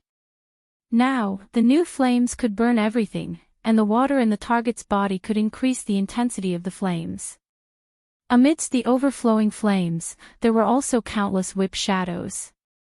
The wind pressure that was originally caused by the extreme speed of the whip changed, and the air became extremely hot and unbearable. The paper on the table began to emit crisp sounds, accompanied by fine smoke that ignited. Extreme Speed looked at the flames in his sight. The few people in the room were still in a state of stillness. The flames reflected their red faces. His intuition told him that he couldn't take it head-on. Even if he was in the range of time stop, he could still maintain a relatively high speed. With his agile figure and still swift speed, he was confident that he could get rid of Thea, and then reap the harvest of the extreme speed from another time and space. However, he underestimated Thea, or rather, he believed too much in what he saw with his eyes. Confusion, this was the characteristic of her divine power that Thea had discovered long ago. She mixed a lot of illusions in the air. That day, even Apollo was fooled by her, let alone the extreme speed of Immortal. After hitting 3 flames in the air, Extreme Speed realized that something was wrong. The initial temperature of the flames was not high, but there was a tendency to burn more and more. Whether it was slapping or wind pressure, it was ineffective against the flames. Instead, with his movements, the flames showed signs of expanding. What the hell? In the time that Extreme Speed was stunned, Thea's whip was already in front of him. This guy had 10 times more combat experience than Barry. He turned around and ran for more than 10 miles in one breath. Thea's magic range was not so large, and Extreme Speed soon found that he had recovered his original speed. Unfortunately, the flames on his body showed no signs of extinguishing. Extreme Speed's eyes changed slightly, and his body shook violently. A blue light flashed, and he ran directly through the thick wall at high speed. Amazing! Thea couldn't help but sigh. This guy had made the already buggy lightning speed even more buggy. Using its own vibration characteristics, it achieved a kind of atomic resonance with the wall, and then passed through it. His own flames definitely couldn't follow the vibrations, so he left them on the wall. The principle behind this move wasn't difficult, but finding the frequency of the wall's vibrations and making his body resonate with it required a lot of time and experimentation. Thea put away her time stop and teleported them out of the basement. The cramped environment restricted the other party, but it also restricted her. "Caitlin!" she shouted. Frost Killer, who could be considered to have been trained for a long time, immediately activated a large spell around them. The heat within a radius of 100 meters was completely absorbed, and the temperature plummeted. This move was both offensive and defensive. It had been effective against reverse lightning back then, and it would be effective against extreme speed today as well. Caitlin had just unleashed her ultimate move when she was already in front of him from miles away. As soon as he entered the range of 100 meters, Extreme Speed's body began to lose heat rapidly, which greatly reduced his speed. Unwilling to give up, he once again widened the distance and rushed over from another angle. The result was disappointing. Caitlin's move was actually quite stupid, but he really didn't have a good way to break it. The freezing effect on Extreme Speed was too fatal. Even if he was the fastest in the world, he couldn't break through in a short time. The flash. "Your speed is mine." After a few consecutive attempts, Extreme Speed knew that he would most likely return empty-handed today. His mouth was useless, but he still wanted to use a wave of words. Barry was just about to reply when Thea stopped him. "Physics. Magic can't be resisted like that." 5 fingers spread out, aiming at Extreme Speed from afar, Thea softly spat out a syllable. Internal explosion. So what if Extreme Speed could shake off his flames? Magic was controlled by spiritual power, and it had directional properties. Temporarily changing the atomic structure could shake off the magic, but unless he maintained the resonance frequency of the wall forever, once he returned to his original state, the magic would entangle him like gangrene attached to the bone. Some wizards' curses could last for thousands of years with the bloodline. Now that Thea had hurriedly cast the spell, it didn't need to last that long, but it could still last for dozens of minutes. If Extreme Speed disappeared without a trace, his spiritual power wouldn't be able to detect it, and there would be nothing he could do. But Extreme Speed stopped and wanted to use his mouth to escape. How could Lady Caitlin let him run away after showing off? Relying on the connection of spiritual power, Thea directly transformed the contaminated water in Extreme Speed's body. A small ball of fire was born in his body, and then it was directly detonated by Thea. Extreme Speed could also be injured, and his internal organs were not much stronger than ordinary people. Extreme Speed was shocked when he felt the abnormality in his chest and lungs. He didn't have time to think carefully and turned around to run. In less than 1,000th of a second, an explosion occurred in his body. Although he had run more than 10 miles away, a bloody hole was blown out from his liver to his kidney to his entire abdomen. The explosion happened too suddenly and too strangely. Extreme Speed was not prepared at all, and he started to bleed profusely. He could no longer maintain his high speed and stumbled to the side of the road, vomiting mouthfuls of blood. His chest and abdomen were badly mutilated, and his special anti-wear suit was blown open. Blood flowed freely from the wound, and the whole ground was completely dyed red. "Kill him quickly. He's an accomplice of the Great Plains Wolves," Dr. Harrison Wales shouted. When Barry was still thinking about whether to kill him or not, Thea nimbly flashed a few times and rushed up.